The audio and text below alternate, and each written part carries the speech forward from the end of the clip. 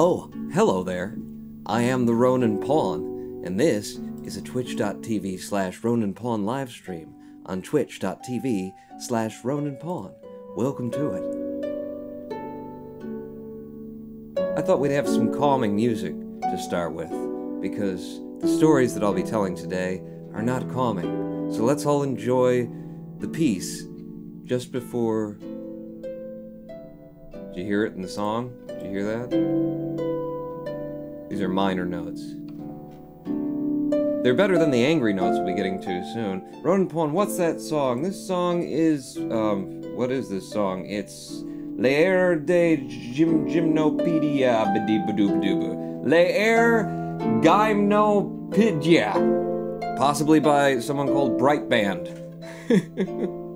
Tea with Pawn, says Kiro4. I mean, we could do Tea with Pawn. What do you guys think? Should we do some Tea with Pawn? Should we open up American Truck Simulator? Which, the opening of American Truck Simulator, rather loud. In case, well, all of the Truck Simulator games. Noah Craw just subscribed! Again? It's been a month! It's been a month! Noah Craw has subscribed again! Resub! What's that? There's a little edge to my green screen. Thank you! Noah! Hello, Paul! This is Wesley Betancourt dos Santos. How are you? What did you do to my American Truck Sim? There we go! Jesus! God, it's all falling to hell! It's very loud. It's very loud. Shit! I'm good. I'm fine. Just get my blood pressure up from that lovely intro from L'air Gymnopeda. Pedophile, something like that. Continue our game from before. I have stories to tell people, and that is why we are in American Truck Simulator today. Oh, hello Wesley Betancourt dos Santos, hello Noah Cry, hello Kiro, hello Cavoodle, hello Peter Taylor TX. How are y'all doing today? How y'all doing today? I'm doing fine, honestly. Because I got my samurai sword handy, so I'm doing fine.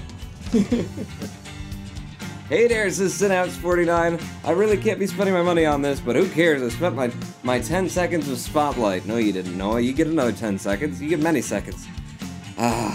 Thank you so much for subscribing. That brings up a good point. Before I dig into, you know, all of the awful that we'll be talking about a little bit later, I can report to you, and I'm very happy to report to you, thank you for supporting me on Twitch and through your donations and through Patreon and through YouTube and all of those places. Right now I'm going to talk about Twitch. I'm taking Patreon off the table. I'm taking YouTube off the table. It has been a month since I stopped focusing on YouTube. Well, it hasn't been a month since I stopped focusing on YouTube. It has been a month since I turned Twitch's affiliate status on, the affiliate program, so that, you know, you guys can subscribe to me and you can cheer and chat with the bits and all that sort of thing. It's been a month, and I put out a very, very angry, a very explanative video, okay? I explained a lot, I laid it all out, I showed you my figures, my numbers, how I got my math. I laid it all out, and showed you how on YouTube, you make approximately 84 cents per 1,000 views. Right now, after the adpocalypse, Victini, cheers, I have made my illustrious return. Welcome, Victini, and thank you for the cheers. Because of your cheers, Victini, and Angelus, and all of the people who have cheers, and because of your subscriptions, and all the people who have Twitch Prime accounts who have chosen to use their one free Twitch Prime to sub to me, because of that, I can report to you that in the last month that I was very active on YouTube, I made $12. For the month. In exchange of somewhere between 14 and 20,000 views, I made $12 on YouTube. On Twitch, it has been a month. I can report to you now, exclusively through Twitch, not donations, not direct donations, not Patreon, not YouTube. Synapse49 with the $1 cheer. Thank you, Synapse. You're changing my numbers. I gotta do the math now again. In my dashboard, I have made $108 on Twitch in a month. Angeles 21 for W, boom! Begin the stream right with the W. Thanks to just the pennies that you're throwing and the subscriptions, and without counting the direct donations through the tip jar, without counting Patreon, without counting anything, $108 in the first month of being a Twitch affiliate, in comparison to after 4 years of being on YouTube. building a channel and, 7,000 and some subscriber base and regularly, at this point, like 200 to 300 people watching the thing. More interruptions since it's 49 and 200 cheers! You guys have already blown out my averages for the live stream.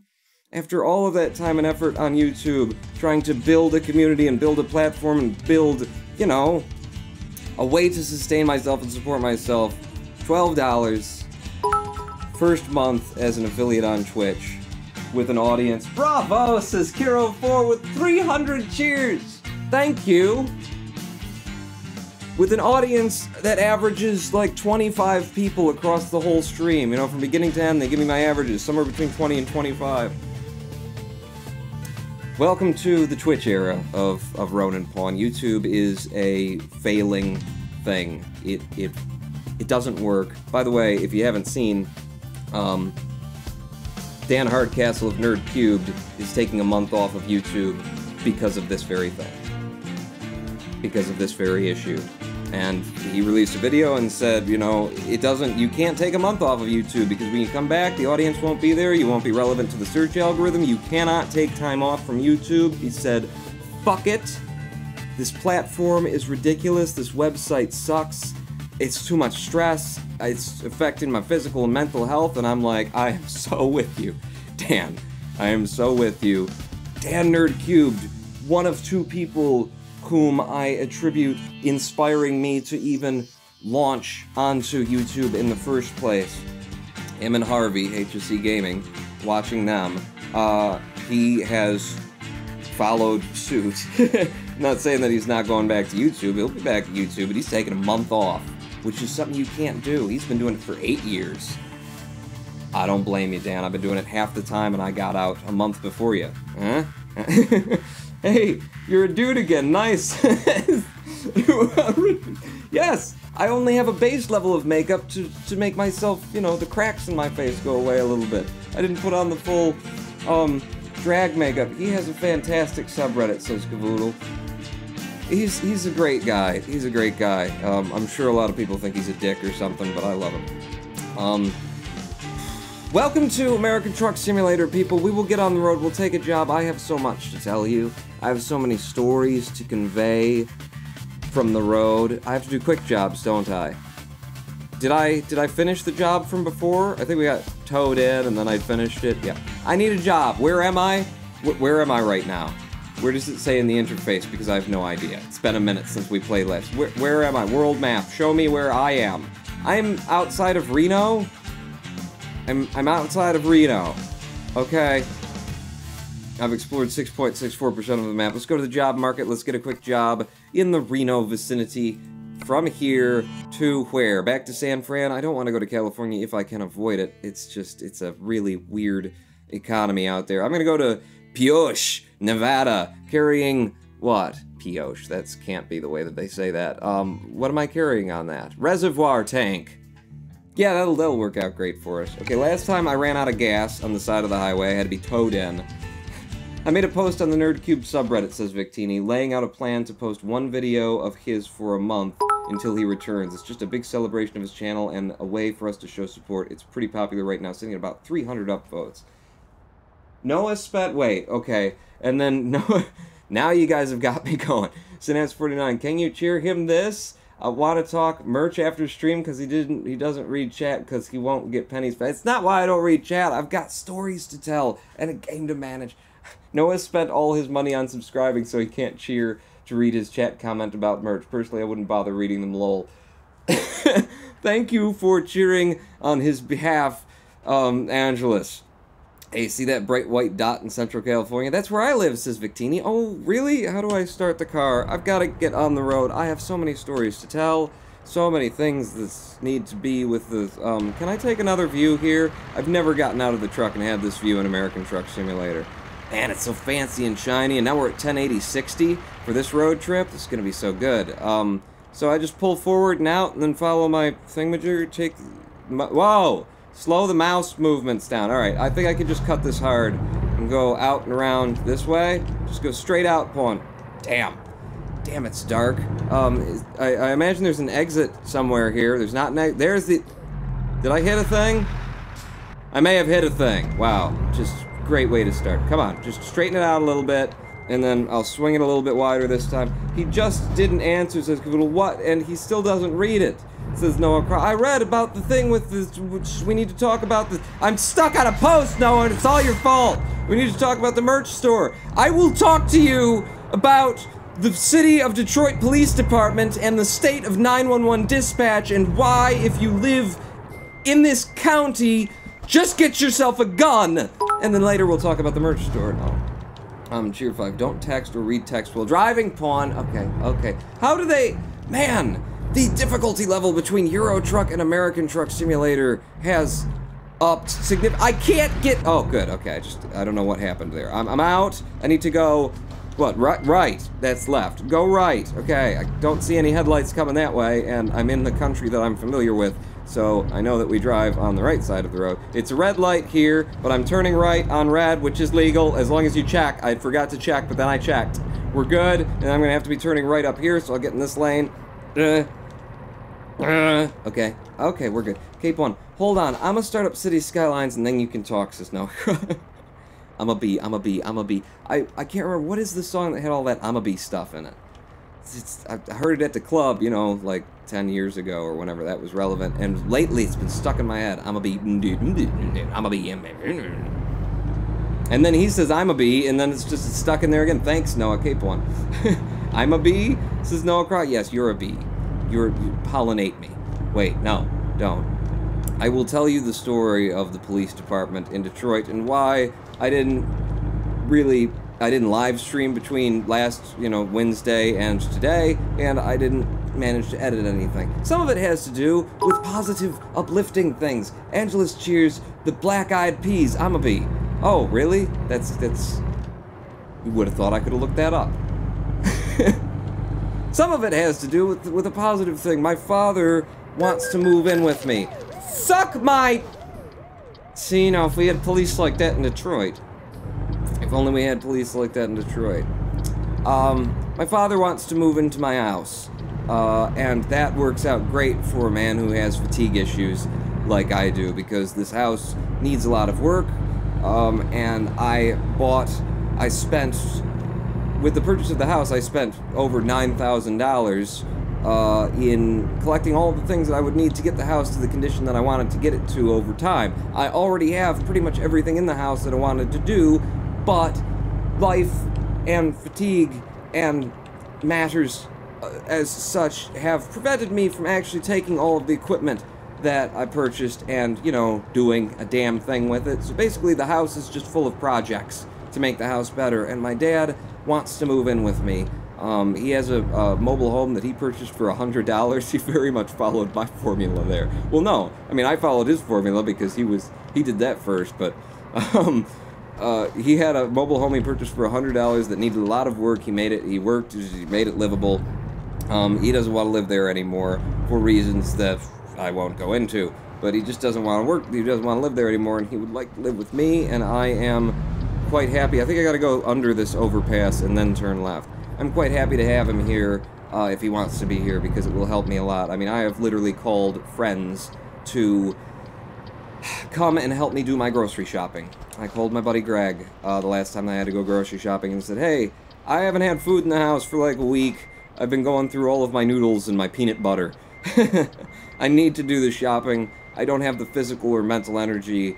Will you come and help me? And he graciously did. That's how I got my grocery shopping done last time. So having my father around, if even just now and again, because he'll be staying here, he'll be staying at, let's call it his girlfriend's house. Very complicated situation.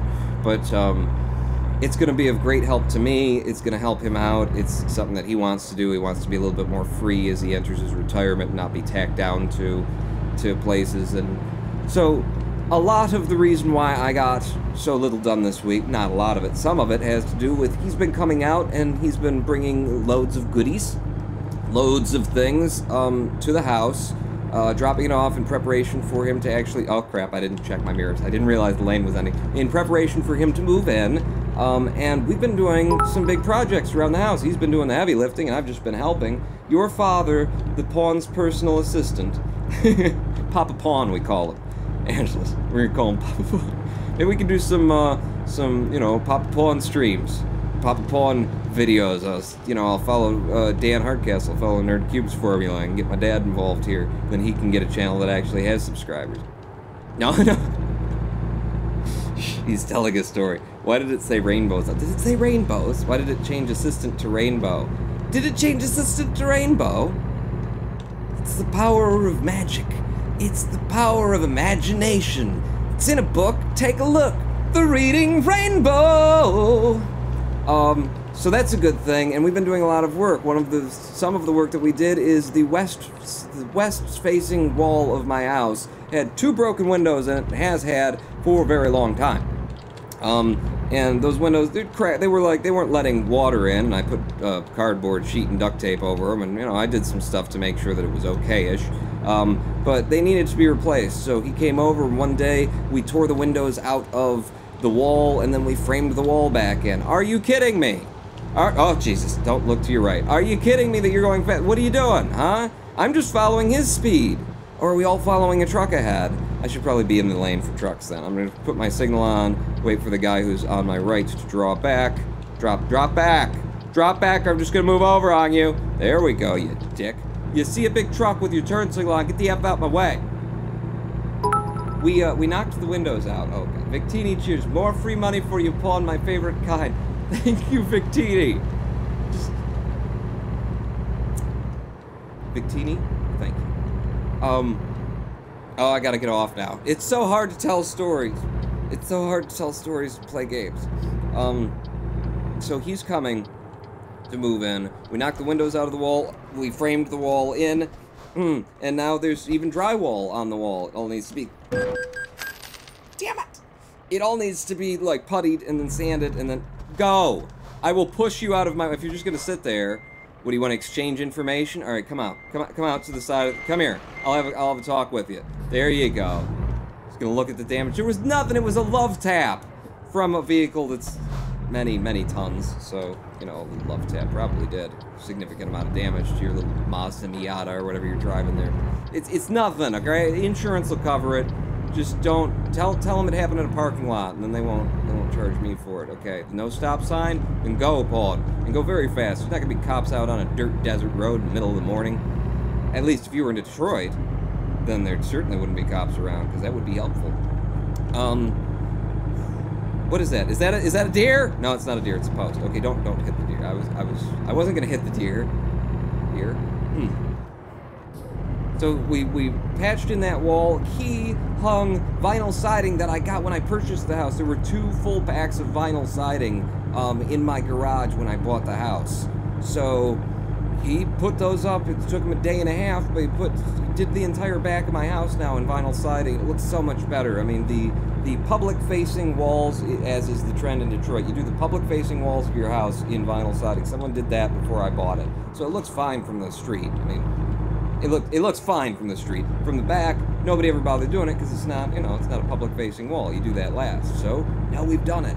That's good. Yesterday, he and I wired up that back room because we're making the spaces more livable for when he moves in. So we wired up electricity. I put in, he put in the actual outlets. I ran the wires from the board through in the eaves, and I did all. So we wired up another room with electricity. He's going to start cleaning out the attic because that's going to eventually be his apartment space. We've been working a lot on the house, so that's taken up some of my time. But that's not really the reason why I got nothing done. Nothing done toward Twitch or toward YouTube between last live stream and this live stream. That has more to do with... So we did Wednesday's live stream, right? And that night I went to bed. I went to bed late because I was up a little bit late, and 3 a.m. came a knocking at my door. A knocking at my door. Quoth the raven, don't answer the door. A knocking came at my door at 3 a.m. Orport 10 is now following. Oh, you've showed up just in time for the story. Welcome to story time about the Detroit Police Department and 911 dispatch for the city of Detroit, and how, if you live here, get a gun. 3 a.m., a knocking at my door. I come to the door, mostly naked. No, I had underwear on. I didn't even throw my robe on because it's not the first time someone's come to my door late, and I'm like, ah, fuck. I came to the door in my boxers. Opened the door. There's a woman standing on my porch. Synapse cheering, #popcorn. There's a woman standing on my porch. She begins to tell me the story. Storyception, story in the story. Victini cheers. New house, sounds great and all, but the real question is, how are the kitters? The kitters are fine, they're loving it. And now that my dad is helping to, like, make the house more livable in the areas that I just kind of sealed off because I don't have the energy to fix them, now the cats are loving it because they can go new places that they've never seen before. That's just been literally through a doorway that they weren't allowed to go. The kitters are loving it.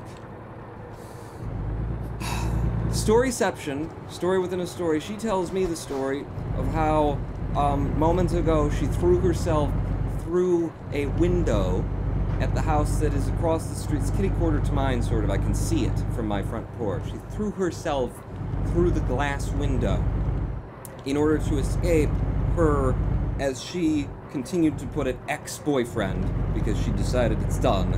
She threw herself through a window to escape her ex-boyfriend, who was punching her in the head, who had been abusing her for a very long time. I had a battered woman on my front porch at 3 a.m. in the morning asking me if I would please call the police for her, because she had thrown herself through a window in order to escape him. So, yes, of course, come in, comfort her. I ask her, you know, the details, what's going on, that sort of a thing, while I'm dialing 911. Well, I'm first calling the police, because I figure maybe I'll just call the police directly. You know, she's here now, it doesn't seem like an emergency. Let's just call the police directly as opposed to going through emergency service. I call the police, the phone number for the police department, you know, it starts out with, if this is an emergency, please call 911. I'm like, okay. And then in like movie style, too slow to be of any use to anyone, it starts to list, you know, if you would like to speak to the directory of the press 1. If you would like to, and it's like, okay, never mind, 911. I'll pay what I believe is like 75-cent charge to call 911. I believe that's correct.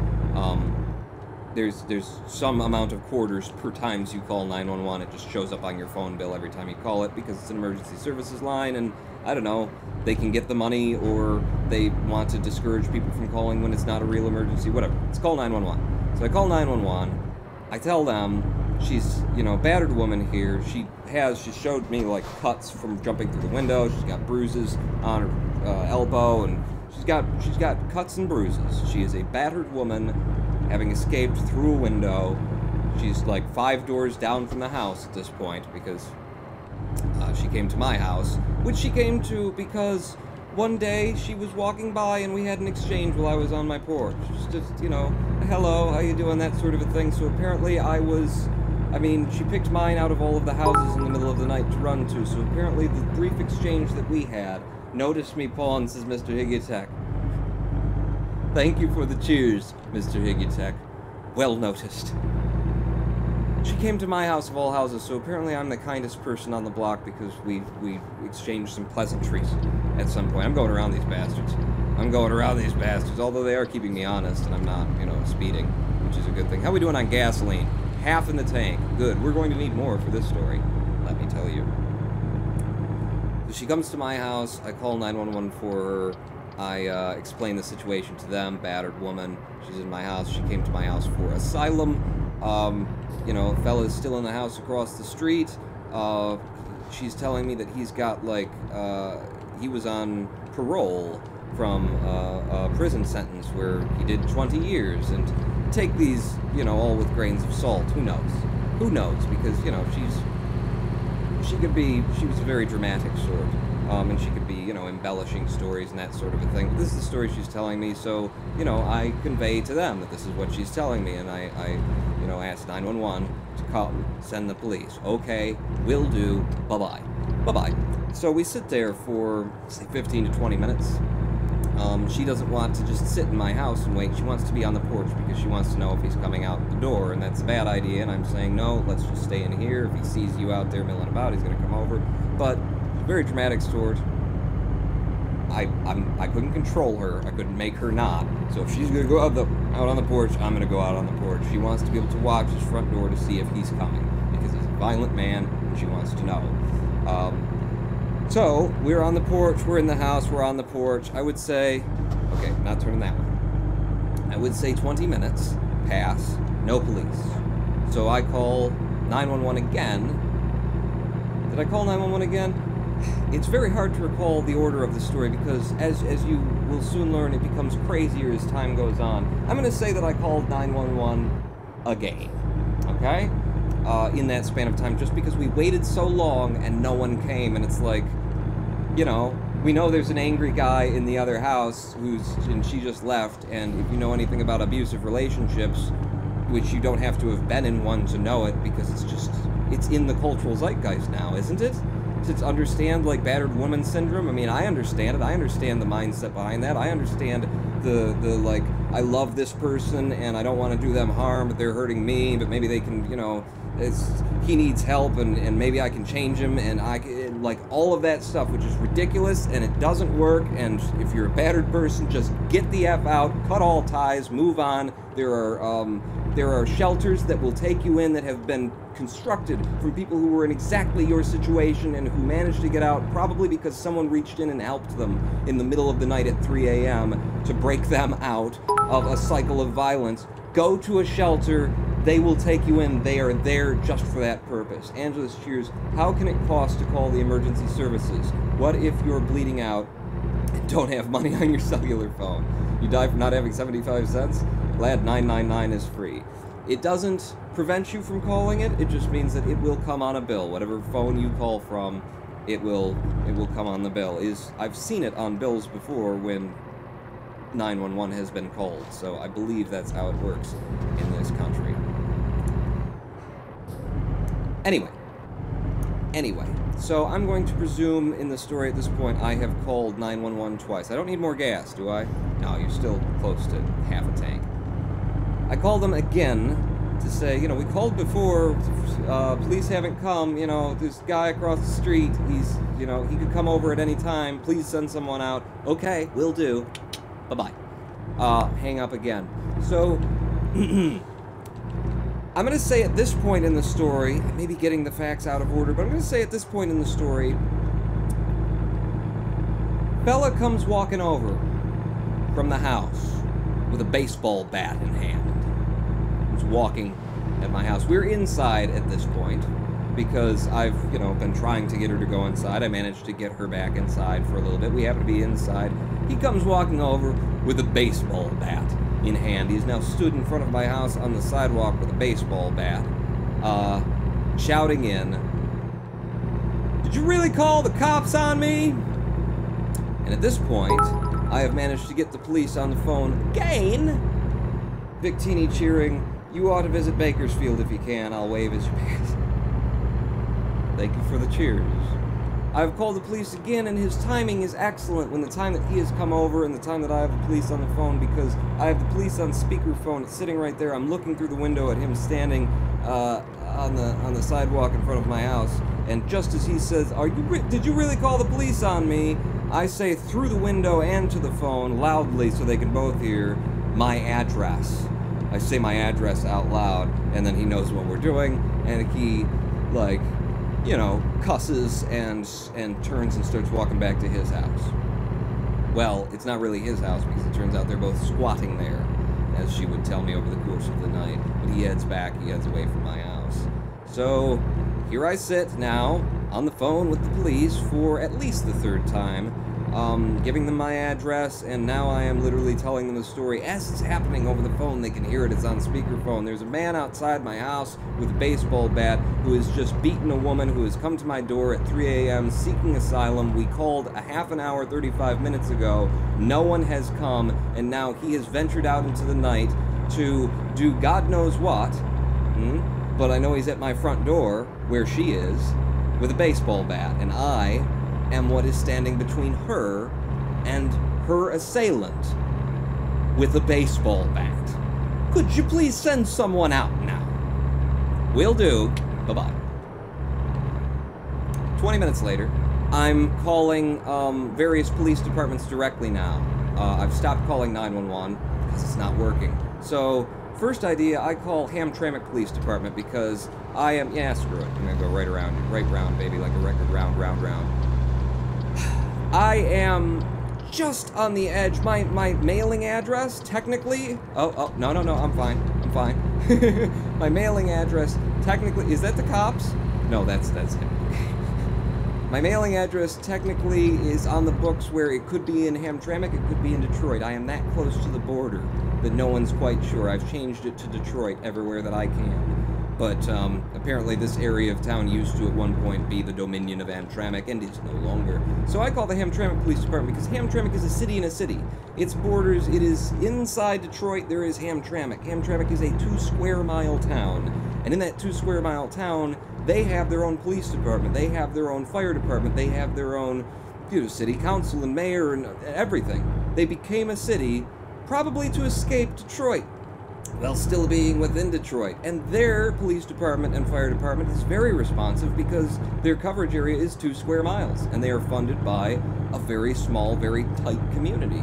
So I called them directly to see if they would come out, and explained to them that we've called so many times and Detroit isn't coming out, and he says, I'm sorry, I really can't help you, we're not allowed to do that, we don't cross the lines, I can put you in touch with the 11th District of Detroit, or the 12th, I think is what he said, but I'm really in the 11th. I can transfer you over, and he was the first dispatcher who I got angry with. And I started it all out by saying, listen, I know you're Hamtramck, and you guys do your job, and, it's not your fault, but, and then I launched into it. I launched into how here I am and this is my situation and I'm calling the police because we desperately need them because something is escalating here. And if you don't come now, it's going to escalate to something that is going to require an ambulance for someone. And this is the purpose of having a police force and why, I should be able to live anywhere in this country without having to have weapons on my person at all times. And I got into his, and I cussed him out a little bit, even as I kept saying, coming back to the idea that it's not your fault, you're Hamtramck PD. Eventually he put me through to whatever precinct he sent me over to, and I spoke to that person. That person was soft-spoken, and so I changed my tone, but I was soft-spokenly saying, what am I supposed to do? What does anyone do? How many people have died in this city over the course of the past just couple of nights, because when you call 911, no one comes. Because there were things happening, and they were brewing, and they were getting worse and worse and worse and worse, and the 911 did not prioritize it as a priority one thing, because it's not bad enough yet. It's not bad enough yet. It's not bad enough yet. And then it was bad enough. And then you have to call 911. Well, it's happening. Well, something horrible. Someone's being robbed, somebody's being killed, somebody's being beaten. Then you can call 911 and get a priority 1 rating, and they will send someone out to you. So you have to do it while it's happening, at which point, it's too late. In it. Can't be prevented anymore. Now it can be responded to, and now we rely on response times, and I will come back to that because that deserves its whole... It deserves its own thing. So, I spoke to, at this point, I want to say 5 different people. I spoke twice to 911. I spoke 3 times to different precincts. And I thought they were dispatchers, and some of them said, they're not dispatchers, or I can't dispatch that, I'll have to send you to 911. I've spoken 5 times to police at this point, to dispatching. It's been an hour since we first called. I've got the 5th person on the phone. We're in the house, and the woman starts saying to me, he's coming again, he's coming again. He's outside, he's walking up to the house. She's looking out the window, I'm on the phone. So I put the phone on speakerphone with the 5th person on, and I say, you're just gonna listen to this. And I grab my katana and head out the front door. Now, if you've seen previous videos, you'll know my katana is a blunt-edged katana. It's fake. It's for videos. But he's got a baseball bat, okay? No blade to this. Good. I won't cut him. I'll just beat the hell out of him with a steel rod that is on this katana, if it comes to that. So I go out the door with my katana, and at this point, you can imagine how angry and frustrated I am just at the world in general, that this can be allowed to happen. That we're on our own in the city of Detroit, that I am on my own. If I have an emergency, it's on me. There's no one you can call, there's no protection at law, there's no police force that's going to respond in a timely manner. I'm on my own. So, I have quite a bit of rage that I've been suppressing for the sake of this woman. I've been trying to keep her calm, you know, be the calm little center. So I've just been holding it back. I go out the door, and you may be able to imagine I work with my voice for a living, you could say, you know. Sure, there's a webcam and all that, but it's really about my voice. And perhaps you can imagine, if you were to take my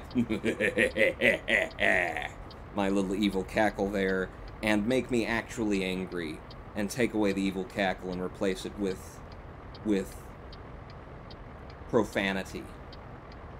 I opened a hole in the sky, and with the voice of an angry god, shouted, with a sound that people 8 blocks away from woke up, I'm sure, as this man was coming toward my house, that I was sick of this. And basically, I scared the living shit out of him. Now, he had to play hard. He had to play tough, okay?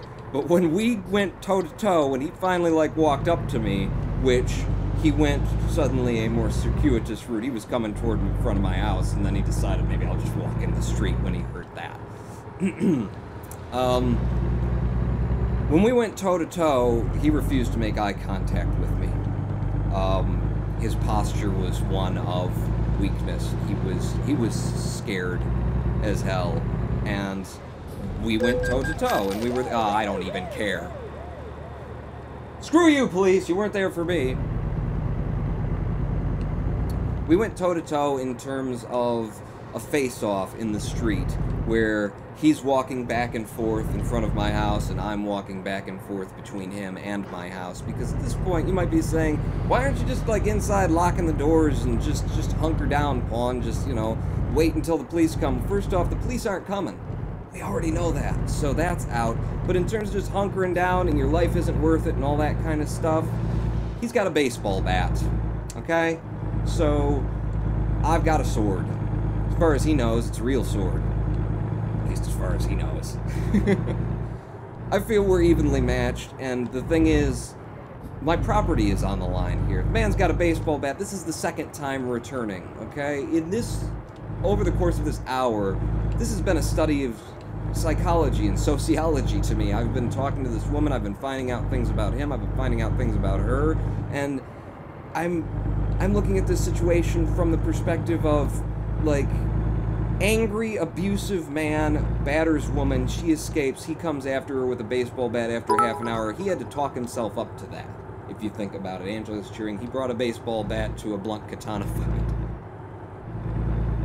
Think of the psychology of that. Think of what, if it's you, how you get there. Half an hour after she leaves, after you've been punching her, and you finally, like, walk over. It took him a while to talk himself up to that, you know? Just cussing and, he needs to, you know, she's that woman and whatever. He came over, and then he heard that we were calling the police while he was in front of the house, and that scared him enough to go back to the house. And one of the parts of the story that I forgot, because the story is crazy, and I keep dropping details because they're so insane. When he went back the first time to his house, after having, you know, just heard through the window that we were calling the police, we heard him nailing plywood to his windows. He was basically preparing for the police to assault the house. That was his way of responding. So add that to the psychological profile of this individual. You know, woman beater, abusive human being. And I know this guy too. I don't know him, but I know him because his house is just across the street. I see him on the porch for 2-3 weeks before this incident comes up. And he shouts at people. He speaks fast and sharp, and he's just always shouting at people, and I wonder if there's strangers on the street, because he's always shouting, and it seems like, how could you know enough people to always be standing on your porch shouting at someone? So, it's a little bit of mental, something going on there. So imagine the psychology of this person. He talked himself up, he came over, we told him about the police were coming, and he went back to his house and nailed boards to his window. Another half an hour to 45 minutes passes, the police do not show up, and he's talked himself up to come back over with the baseball bat. He's not coming over just to say hi this time. He didn't come over with the plan of finding out whether or not we called the police. Really, or not. He's already done that. What's he coming for now? He's coming with the baseball bat to do something. He talked himself up over the course of the half hour, 45 minutes, to do something. And if we're locked inside the house, then what he's going to do is he's going to start breaking my windows out. That's what I figure. That's where I stand on the psychology of this fella. Jake break! There we go. Had to use the hydraulics for that turn. No, it's all part of the plan. I'm just trying to get there fast. I'm running out of gas, I might say. Not on the story. Story goes on, folks. We're about halfway.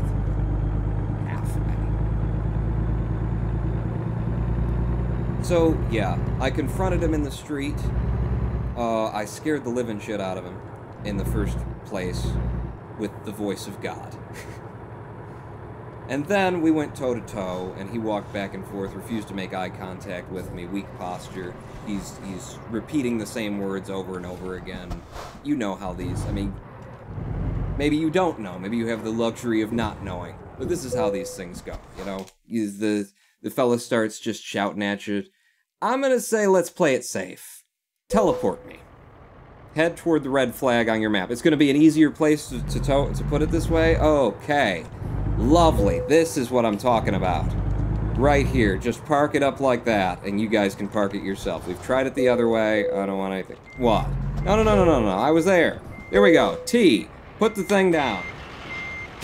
We did it. And I didn't run out of gas or nothing. And I managed to tell half the story. So he's saying the same thing over and over again, and I'm trying to, you know, after I've scared the crap out of him and seen that he's weaker. I mean, most men who bully women, and most bullies are just afraid of, you know, other men, aren't they?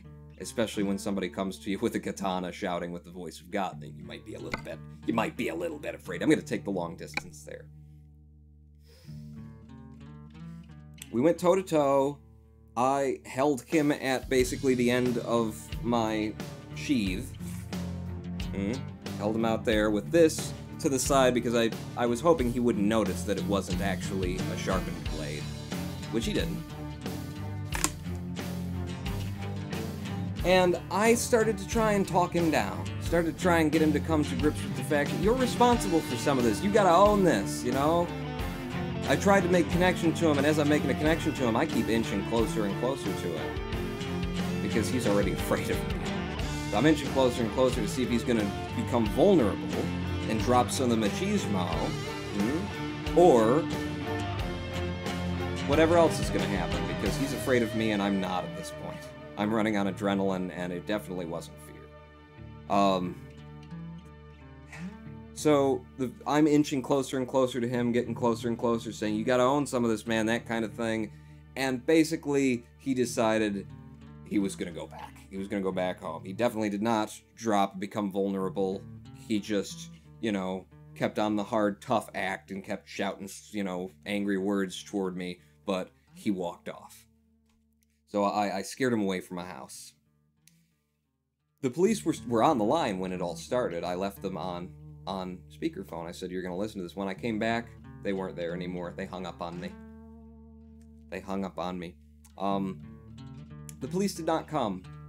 They did not come for another 15 minutes. They didn't come, and so I had to call 911 again, and this time I can tell them the story of standing in the street with an assailant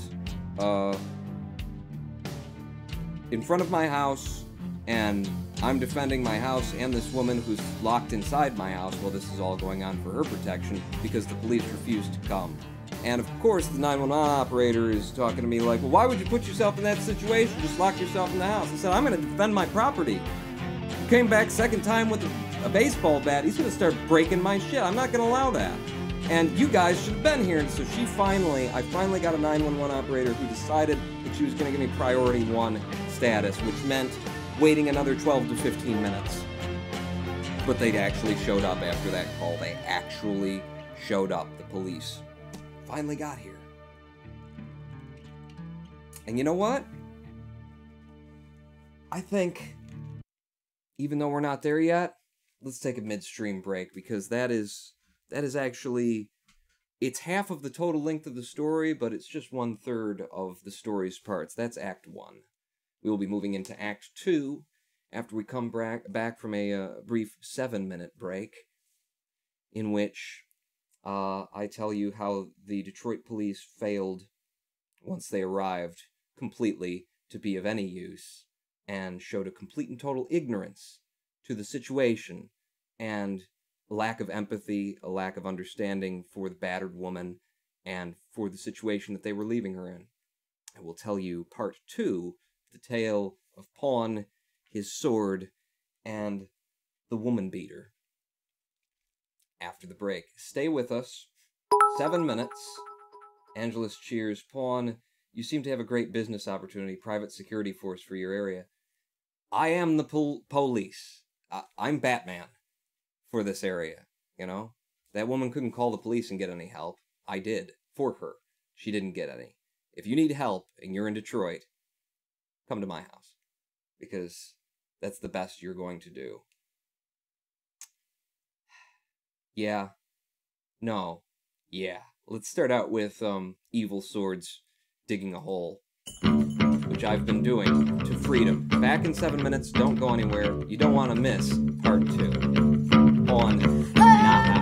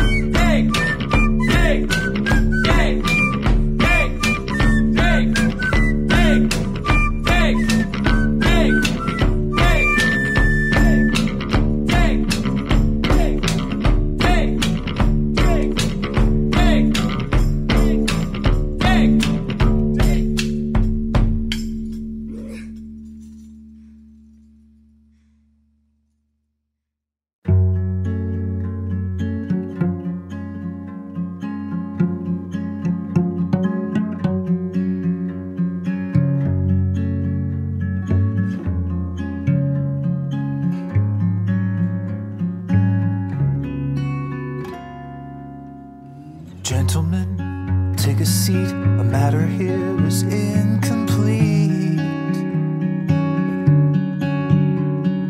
We are faced with grievous doubt about the future of this town.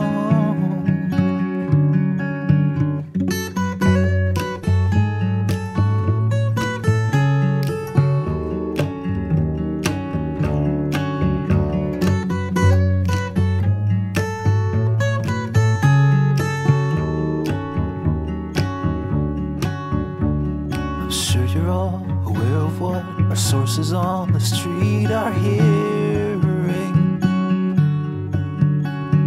If we don't move to crush them now, then we might find what we've been fearing.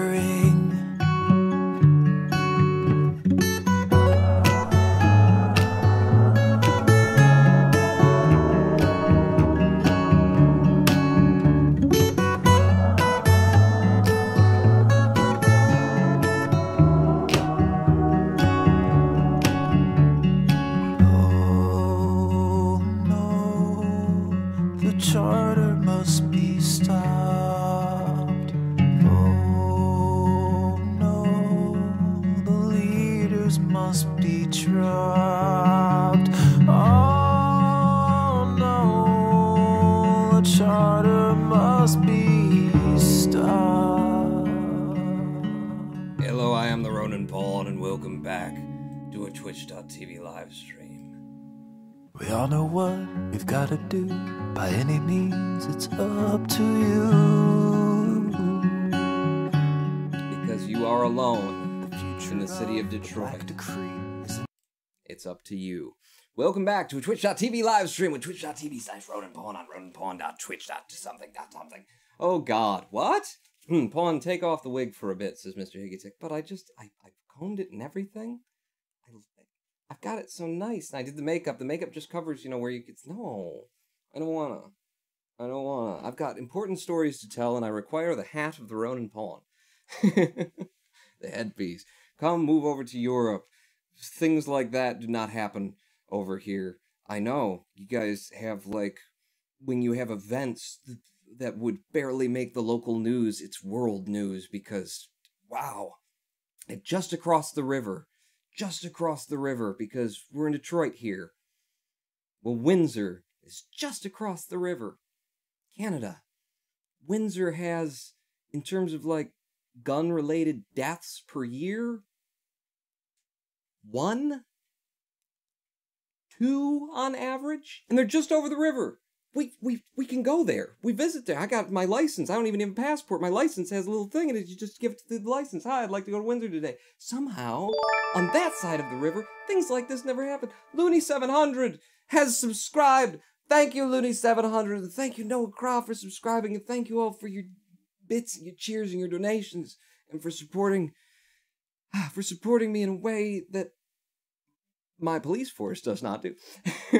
Welcome back to American Truck Simulator. We need to get on the road for Act 2 of the story that I've just started by telling you that in the course of the evening, between the hours of 3 a.m. and 4:30 a.m., because I'm going to say it took an hour and a half for the police to arrive, I called 911 3 times, I called police departments directly 3 times, I made 6 attempts to reach out so that someone who was not me, who was trained and who was armed, could deal with this violent situation, and I got nothing. Until an hour and a half later. I'm gonna move to Canada when I'm older, says Noah Crow. I can highly recommend Windsor. I've driven around Windsor, and I'll tell you, like, one of the best things about Windsor, if you drive on this side of the water, Detroit, you are just stuck at randomly turning red lights almost all the time. There's no pattern, there's no sequence, there's been no thought put toward the traffic engineering in this area. If there has, I don't know, maybe it's an impossible thing. I don't think it is, because I've been to Windsor. And Windsor, just across the water, you hit one red light, and that's the last red light you hit. For a good long time. Because they're all so well timed, and the traffic just flows. They don't need roundabouts. They don't have roundabouts over there. They just got traffic engineers who care about what they're doing. Tell them you have donuts, says Frank Geary. Let's grab ourselves a job and I wonder if I have to... I'm going to check as soon as we get in here whether or not I have to fill this thing up. Whether I have to put fuel in this, because we missed the last place we were going. Where did we land? We landed in Pioche, which cannot possibly be the name, how you pronounce that, although it sounds very cool. Pioche. It's Nevada. It's not Italy. Pawn. Pioche to Jackpot. Ooh, Jackpot's right at the corner of areas they haven't even built into the game yet. Yes, take me there. I will take the job. And don't they give me a truck and they've fueled it? Maybe it was just a long haul that I did that time that I needed to stop and get gas, and I didn't. Turn the engine on, and let's look at the gasoline. We got a full tank of gas. We're carrying a box of something that I didn't even look. I didn't even notice. Hey, dude, am I clear? Can I leave? How the hell do I get out of here? It's the trouble with taking these quick jobs. You didn't go in, so you don't know the route out. I'm going to... It looks like I can go left. Yeah, but you're going to have to swing it wide, Pawn. Swing it wide. Don't scrape, don't scrape, don't scrape, don't scrape. And then... Yeah! Yeah, Ronan Pawn managed to make it around a 90-degree turn. Why would you do this? If you know that people are going to be shipping things to you, why would you construct an area like... Well, we didn't have any choice. We just, you know... We just bought the place and it was like this. Don't buy this place then! You have trucks coming and going like this. I know nothing about it, but damn if it's not pretty, says Victini. About what? I want to move to somewhere in rural Japan? Well, I don't know my one on this guy. Ore wa dare da to omotte yagaru. I should have shouted that at the assailant. I should have led with that when I was opening up the tearing holes in the night sky and shouting with the voice of an angry god. Ore wa dare da to omotte yagaru! And then show up with a friggin' samurai sword in my hand. Ah! And see what he, you know, that probably would have ended the encounter a lot quicker because he would have been, this guy's insane! More than me! And then he just would have walked away.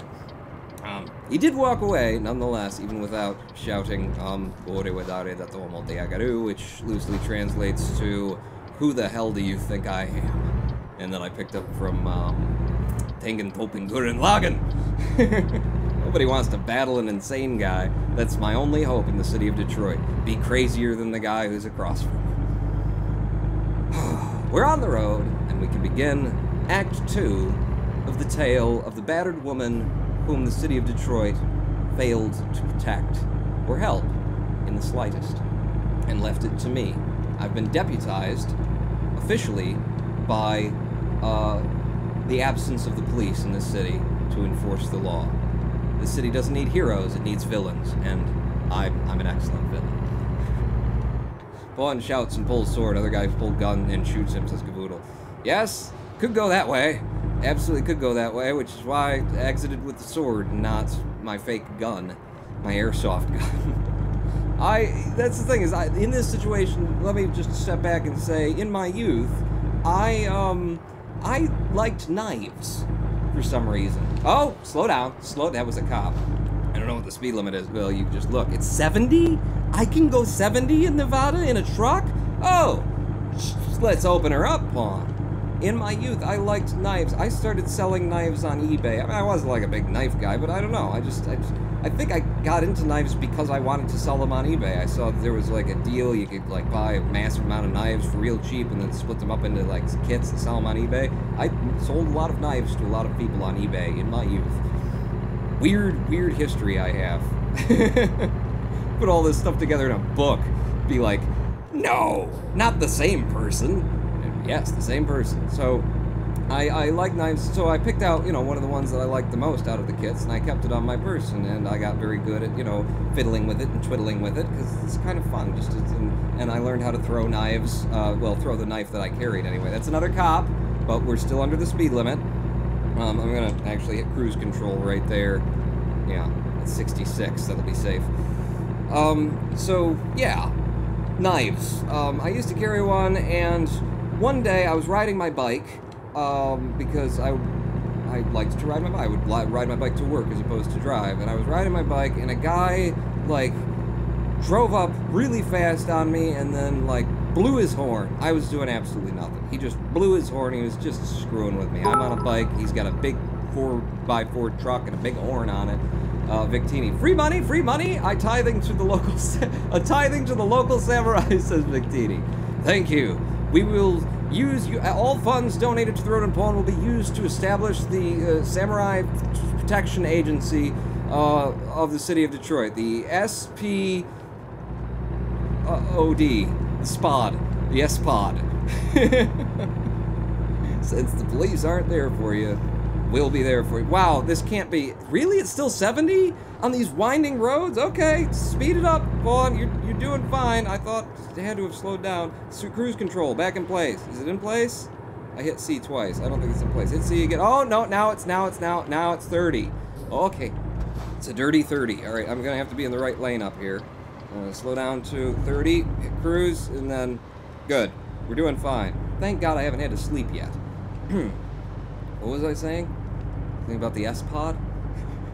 I was talking about my history with knives. So I used to carry knives. A guy came up with, he blew his horn at me just to screw with me, just to scare me, you know, because he's one of those guys. Got a big old truck and a very tiny penis, presumably, and he got a custom horn on it. Guy on a bike rides up and he blows the horn. So I flipped him off and kept riding my bike. And he pulls up, road rage, drives past me as close as he could without actually hitting me on a bicycle, pulls off to the side of the road in front of me, gets out of his car, and as he's getting out of his car, I'm on my bicycle, I'm pulling my knife.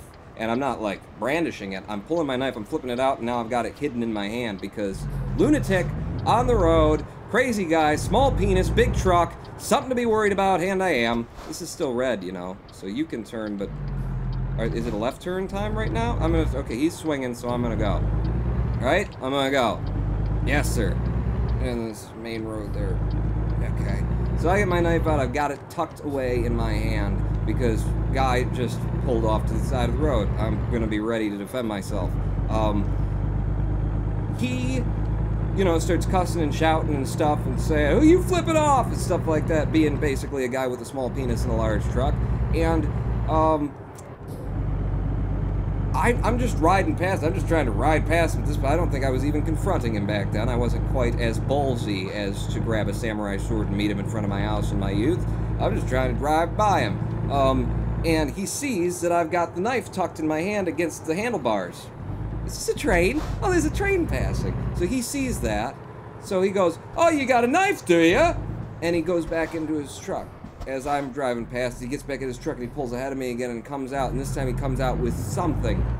And I didn't look, because at this point I'm not making eye contact, I am just riding straight forward, but it was either a gun or a very large knife, because I saw the size of it, and it was bigger than my pocket knife that I carried, and that was the end of me carrying knives. Because what I learned that day firsthand was that if someone brings their fist to a fight and you bring a knife, then they will go away and come back with a gun. And it is better that you just meet them with fists, you know? It's don't up the ante on the situation. What I learned that day is either don't have a weapon if you don't want to use it, or if you're going to have a weapon, do not pull it, do not use it, don't let anybody know you have a weapon until the moment you're ready to use it. If you got a gun on your person and you're in a situation where you're going to use it, you don't pull it. You don't threaten people. You don't show it and say, "You get the hell out of here or else you're going to get shot," and brandish your weapon. Do not do that. You wait until the moment where you've decided this situation is enough that I need to pull the trigger, and then you pull the gun out, having been hidden until now, and you fire. And that's the end of it. That was the lesson that I learned that day, and I stopped carrying knives. And I stopped carrying any weapons because I didn't want to be a guy who had weapons. I just wanted to be a guy who, you know, I'm not going to defend myself because I have nothing to defend myself with. So let's not up the ante, let's not up the scale. I will not carry a weapon because I don't want to have to use one. I took that knife and knowing how to throw it from my bicycle, I stopped and I pulled it out and I threw it and stuck it into a tree, and that was the end of me carrying knives. I've learned that lesson. So for me to end up in front of my house with the samurai sword, I know that lesson, and in my mind, I was following that lesson, because I need to defend my home, and I was ready to use the sword. You know, it wasn't I want you to see this and know that what's coming for you. I was ready to use it, and thankfully I didn't have to use it. But, to get back to Act 2 of the story, where I live, it's very illegal to carry a knife on the street, or any weapon for that matter, says Noah Craw. You live in a lovely place. Victini cheers, you don't know if you are immortal until you die. Give it a go, says Victini. Back to Act 2 of the story, having gone back in my personal history, and that is what I recommend to you, is don't carry a weapon at all, unless you live in a place where you have to, like Detroit, and if you decide you have to carry a weapon, never brandish the weapon, never show anybody your hand.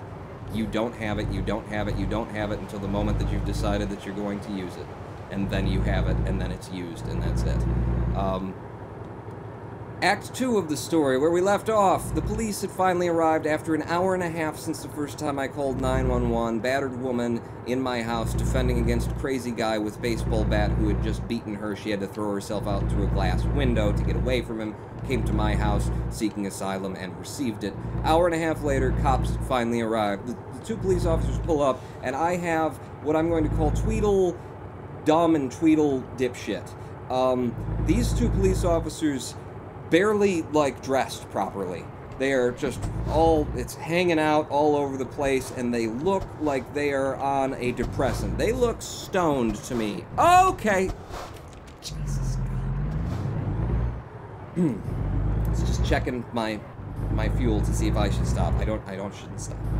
What, you just pull in and pull out then? You know what? I really should, for locking up his brakes like that in front of a truck.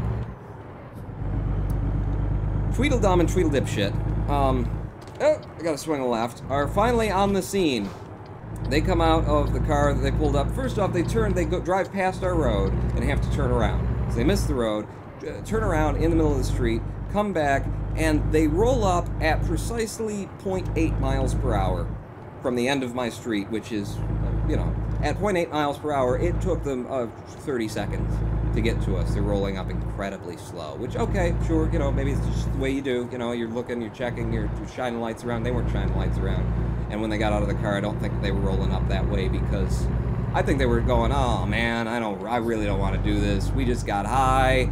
I don't know. They looked it. They really looked it. Both of them got out. Their eyes were about that wide. They were both like slack-jawed mouth breathers. And they get out, and they just kind of stand there. They didn't even, like, engage the conversation. They kind of stand there and wait for us to start talking. So we start talking. She tells them the story. She's telling them the story. I'm just standing back, because at this point, I'm restraining my lust to get into just yelling at them about the fact that they don't show up for an hour and a half. But I just want these two losers in blue to do their jobs, so I'm not going to get into that right now. I just want them to understand the situation and go and do their jobs finally. She tells them the story. They treat her as though, you know, as the victim. Oh, slow down, slow down, slow down, slow down, slow down, slow down. Nah, we're fine. They, you know, start treating her like she's to blame for this. You know, the questions that they're asking her and stuff like that is very much like, you know, what's your part in all of this kind of thing. They start from that position, and it's like, yeah, I understand. You got to do that a little bit. It happens, especially in domestic abuse situations. You know, people will make up stories. People will tell you things that aren't true because they're just tired of the person. They want to get back at them. People are crazy. I understand you got to do that a little bit, but man, the attitude that they took was very much. When I finally spoke up, I spoke up to say, she jumped out a window to get away from him. He's been punching her in the head. She's got marks on her, bruises, cuts. There's blood here. There's where he lives. Because I know, according to the law, at this point in time, she doesn't even have to press charges. They press charges. When they see that there are marks on a woman and she's been beaten, they press charges. The police do. Because of the psychology of battered women. Because they don't press charges, because they call the police because they think they're going to be killed by the guy. The police showed up, and then when they show up, they remember that they love him and that they can't imagine being with anybody else, and he's a bad guy, but he's, you know, he's getting better, or whatever the psychology of that is, and they decide not to press charges, you know? Next day, when they have to go into the police and say yes, they say no. So we changed the laws so that it's not up to you anymore. We're going to take them to prison. You don't have to press charges. We will press charges on your behalf. So I point out to them, this is a situation where you have no choice but to address the issue. So quit asking your questions and go do your fucking jobs. Without saying that, because again, I don't want to distract them. Please, Tweedledum, Tweedledummer, you know, try and, you know, take an energy drink, try and get out of your buzzed state or whatever it is. I swear to God, they looked high. They get back in the car, they drive over. By this time, second patrol car has pulled up because, cool, you're actually going to do your job. So now there's 4 police on the scene, one of which actually looks like they could be a police officer. One guy who knew how to dress as a police officer and looked like he was doing things appropriately. Next thing I see is all 4 of these guys, like, they start approaching the house in a spread-out fashion, a good fashion. You know, you're going in, somebody's watching both sides of the house, you're all separated, if somebody starts shooting from the inside, you're not in a bunch, they can't take you all down at once. They start walking in that pattern, and then they immediately, like, 3 of them group up and start, like, talking, chatting, or whatever. As they're walking up, it's like, okay, so now if he's in the house, boom, boom, boom, and now there's only one that you got to deal with. Good on you. Good tactics there, City of Detroit Police.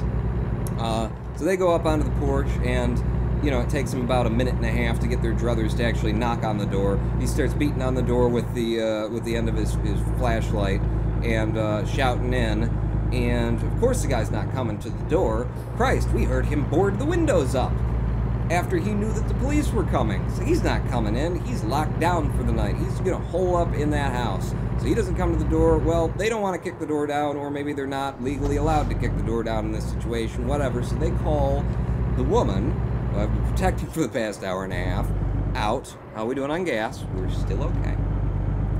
They call her over to get them into the house. Now, she doesn't have a key, and she tells them and me that they've got a bar that they can bar the door with. They're squatting in this house, and they've got a bar that they can bar the door with. So she, I believe, went in through the window that she jumped out through, because before she went in, I was watching from afar. I heard the crackle of glass. I think she had to, like, knock the glass that was remaining out of the window in order to step through the window. She walks through. The police are letting her do this. They're asking her to do this. She goes through the broken glass window into the house where the abuser is, unlocks the door for them. Now the police can come in. They come in through the house. She comes out. She comes back to me. Over the course of the next 5 minutes, I'm going to say, the police are quietly, they're moving through the house. We can hear them moving through the house. We see lights shining around. They're looking for them, but we don't hear, like, any action that's going on between them and the assailant. In this time, I am basically her scratching post, because she is, you know, I haven't talked much about her in this thing, because I just want to kind of keep her on the side of it. I don't want to, you know... She is obviously in a state of panic and confusion. She's a battered woman. She's clearly got battered woman, you know, psychology, battered woman syndrome. It's a thing. And so now I'm her scratching post, where she is just climbing all over me and, you know, leaning on me and holding on me and hugging on me. And I'm literally, in my fatigue-conditioned state, I am having to hold up the weight of a woman who is larger than I am, as she is just, you know, collapsing all over me. And saying things like, oh God, don't kill him, oh don't hurt him, oh he made me do this to him, why did he make me do this to him, I didn't want this, and all that sort of thing. This is the moment that defines battered woman syndrome. This is the moment where the person who has been beating you, you finally, like, get out, you get away, and you see the cops come up, and then you, like, remember how much you love him and, you know, the good times, and you don't want to see him go to prison, you don't want this and that and the other thing. So she's there going through all that, and I'm her scratching post, and I'm what's holding her up as we watch the police moving through the house. And eventually, after about 5 minutes, they apparently bumped into him, or, you know, got close enough that he shouted back.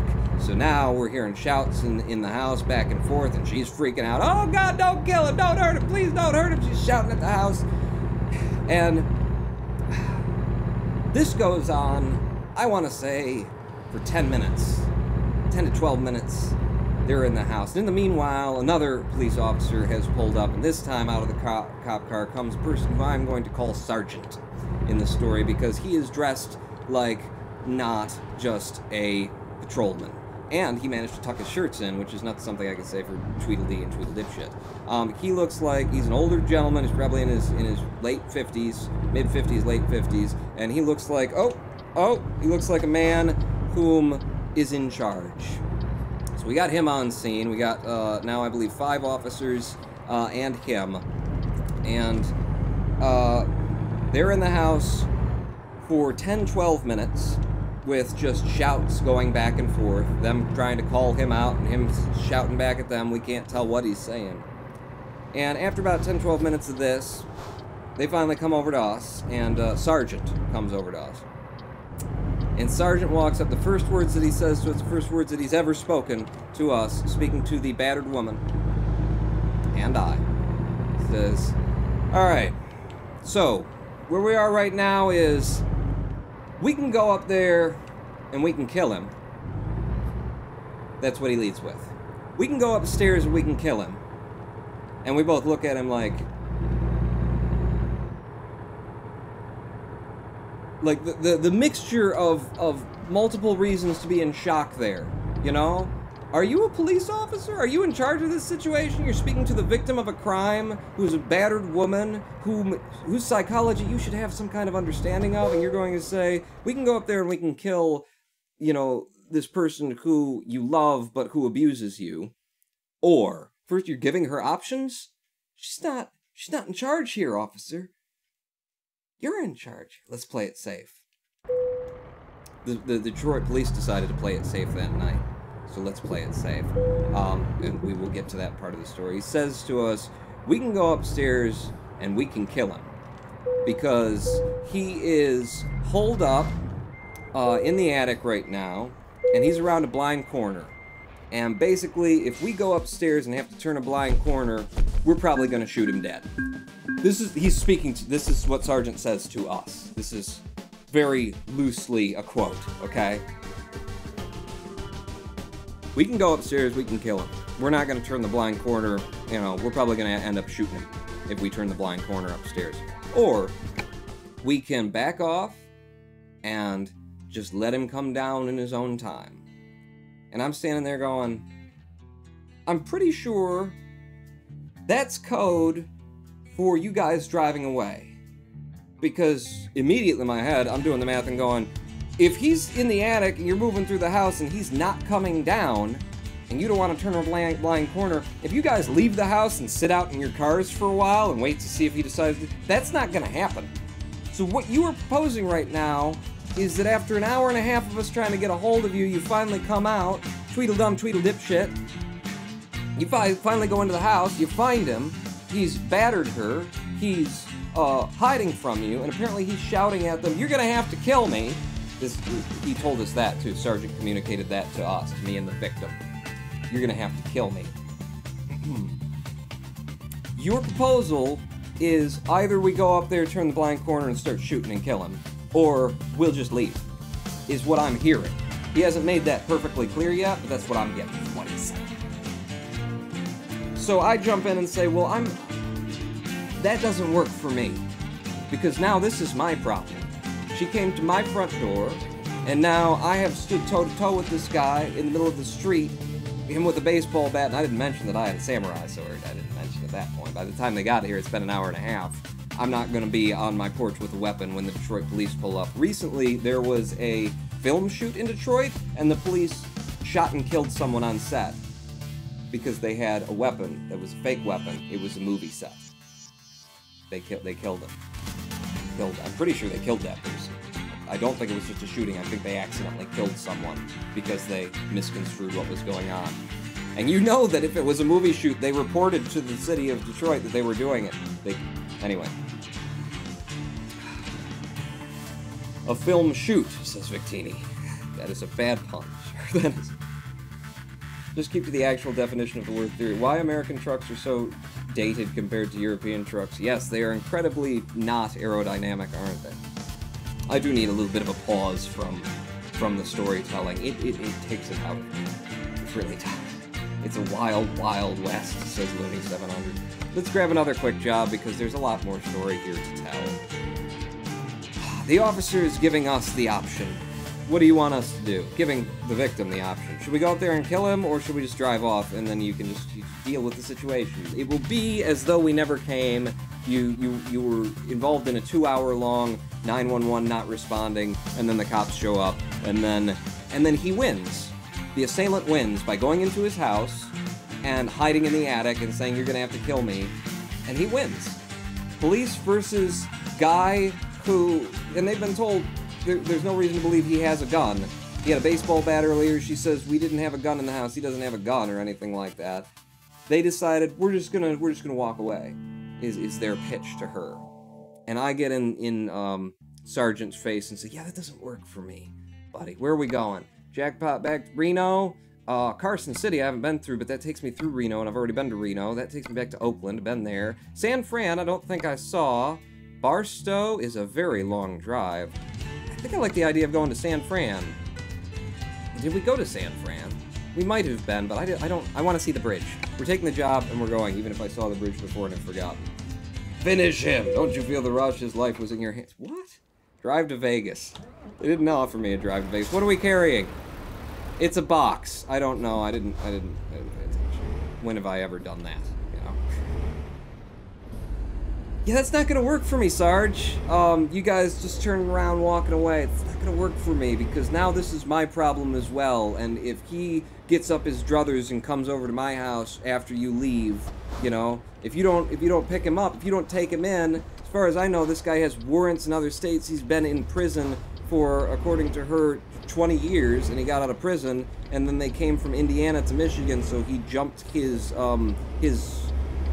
probation, and left the state, been in prison for 20 years, and I just went toe-to-toe to him in the street. He knows where I live, and he probably isn't too happy with me having called the cops on him and defended his woman in the middle of the street, because that's the psychology of woman hitters. So that's not going to work for me, Sarge. You're going to have to give us another option. Maybe you guys going upstairs and doing your job. And I don't say all exactly that, but he did not like the tone that I took or the words that I spoke to him. And he says, if anything, you know, if something happens around here, you just go in your house, lock the doors, you call us. You know, you don't have to worry about all this. And I said, well, that would work if you guys, if it wouldn't have taken an hour and a half to get you out here in the first place tonight. I would have a lot more confidence in that premise if you guys would have been here an hour and a half ago. At which point, the officer standing next to him starts to chime in and say, you know, something. He interrupts him and says, no, we don't talk. We're not going to argue about our response times. And he tells me, having not taken my statement, no one's taken my statement yet. No one's asked me what happened that night. No one's bothered. No one cares. He tells me, you just go back in your house and lock the door. We're done with you for the night. And I say, you know what? That sounds great. I would love to go back into my house and be done with this for the night. And I did. I mean, I sat in front of my window for a minute, like, looking out the window, like, should I sit here and watch what's gonna go down and find out how this all ends? And I've been, you know, running on adrenaline for the past 2 hours. I've had a woman, like, my fatigue, she's been, like, leaning her body on mine, pulling me down, flopping all around me. I've been a scratching post to this woman's, you know, frenzy and her worry and her stress and all that. Am I going to sit here and watch it? No, I think I'm going to take his advice.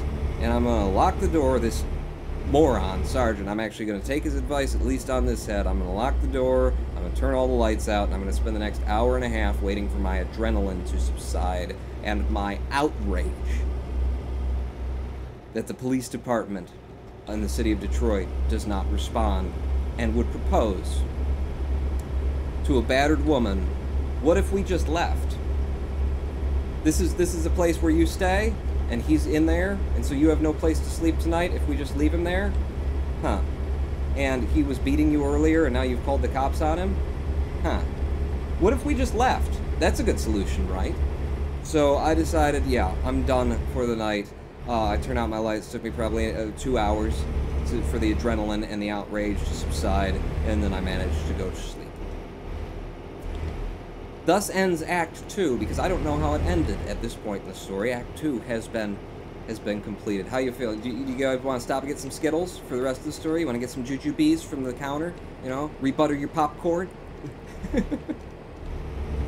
Lone Wanderer, is that you? Is Lone Wanderer here? Lone the Drunk Disco Dino? Who? Yes, it's Lone Wanderer, because he's got a sword next to his name, and I never sorted a Lone Drunk Disco Dino, fella. You renamed yourself. Paul, it's not only Detroit, St. Louis is pretty bad, too. Oh, I'm sure that there are places around this country.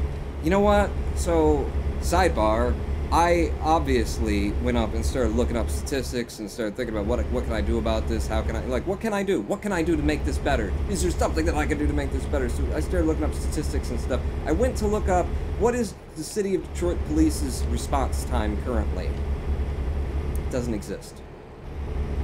Doesn't exist. That is not a statistic that the City of Detroit maintains. It calculates it when it wants to, when it needs to. It calculated it when it was filing bankruptcy, because it went in and it said our response time to priority 1, which means that's as highest priority. It means you call 911 and they go, this is an emergency, send police immediately.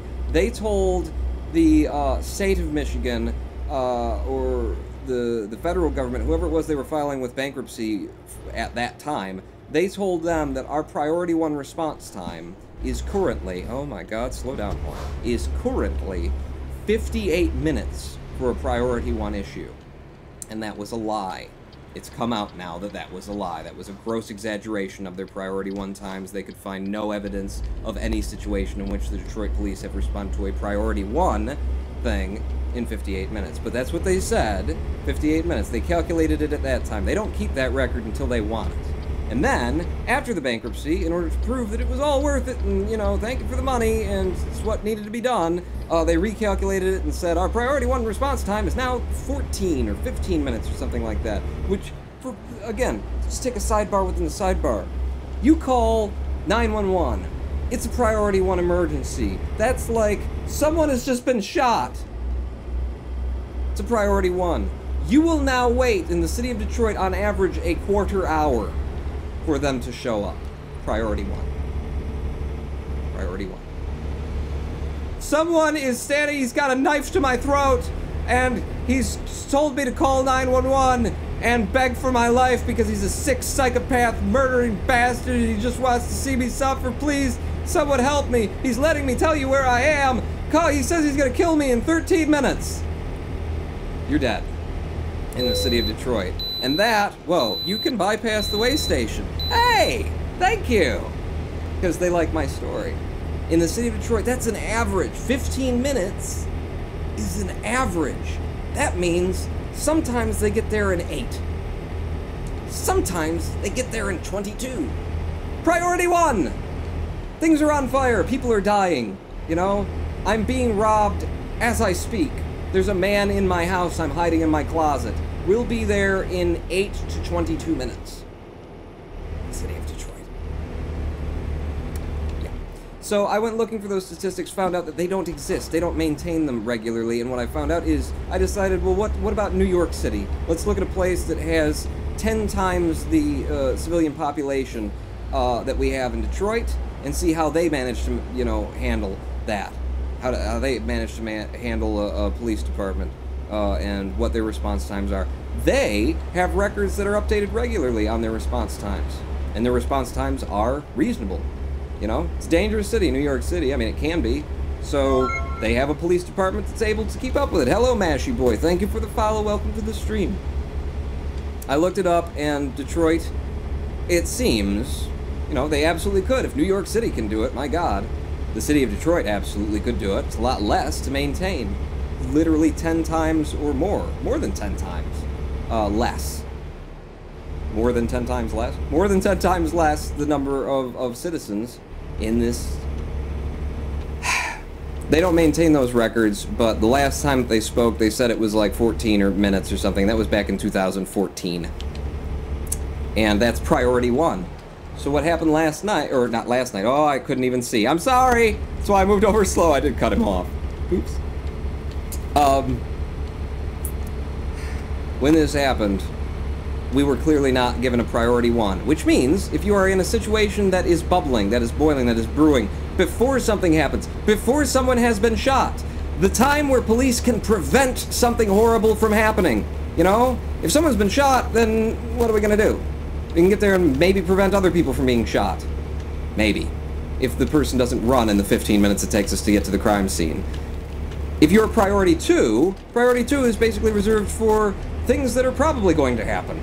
You know, things that are brewing, that are boiling. Situations, for example, like, I don't know, a battered woman has left a house and her abuser has come up to the house where she ran to and is threatening the building and the people inside, and he's, you know, brandishing a baseball bat and he's shouting and things like that. That would be priority 2. In that circumstance, who knows what their response time is, because they don't publish those figures. They only want to talk about priority 1. Priority 2, I can tell you from experience, is an hour and a half. And when they arrive, they don't do anything. Act 3 of my story begins. Ice Cream, your mic's going a bit staticky, Pawn. Someone cheer him, his mic broke. Okay, can I just pause? Just pause. I know how to fix this now. Give me just a moment. I will mute you. Well, I can get out of the window. I'll mute my microphone.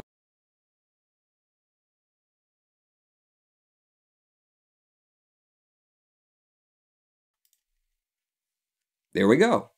It's better, right? Did it fix it? I think I figured out how to fix that when it happens. And I just have to pull the mic cord and pop it back in. I think the phantom power, the energy builds up in the line or something. And now start preventing it, says Noah Cross. Yeah, I've got a phantom power box into a zoom into the mic. I can't, I don't have those technical abilities. Back into the game. Act 3, ladies and gentlemen. Act 3, oh, keep driving. Act 3 of our story. I go to bed on, at the end of Act 2, and now I don't know what happened. I don't know what happened, but I really, even after seeing everything that I've seen, Tweedledum, Tweedledipshit, and talking to Sarge, who walks up to the victim and says, well, we can go up there and kill him. After seeing all that, I still can't believe that they would just walk away, that they would just go home. You know, the guy is in the house, you know where he is, you know he's done something that's illegal, you've got him cornered, do your job. I can't believe that they won't just do their job in that scenario. I wake up the next day, my dad comes over, I'm telling him the story, I'm starting to tell him Act 1, very beginning, and I see the woman walking down the street from a neighbor's house where apparently she stayed that night. I see her out there, so I run out and I say, hey, so what happened last night? They get him, they take him off the street, you know, are you safe? You're good again? Said, no, they left. They left? No, yeah, they didn't, they just left him in there. And I said, well, is he still around? Is he still, like, in the house? Because she was heading to the house. I'm like, are you with him again? She's like, no, he's around, though. I know he's, like, circling the neighborhood. The police left him there. They actually left him there. They knew where he was. They knew he'd done something illegal. They had reason to suspect that he had a warrant for his arrest or was jumping parole in another state.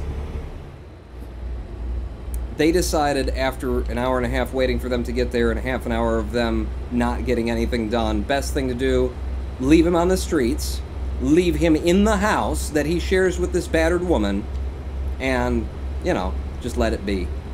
It'll figure itself out. So now she's in the house, because he did eventually flee the house, and apparently he's bounced around the neighborhood, according to her. And I go, okay, stay safe, keep an eye out, I'll keep an eye out. See him again, I'm gonna call, you know. We gotta get him back out here and get him to pick him up, because now he's a threat not only to you, he's also a threat to me. And I'm not gonna live as a prisoner in my own home, I'm not gonna be afraid to stand on my own porch. I would say about 5 to 10 minutes pass. Elijah Cooboy123, welcome to the stream. Thank you for the follow. Man, what a time to be following. I'd say about 5 to 10 minutes pass, and my dad and I are sitting on the porch. I'm telling him the story, and we hear the crash of glass from the house from the earlier night.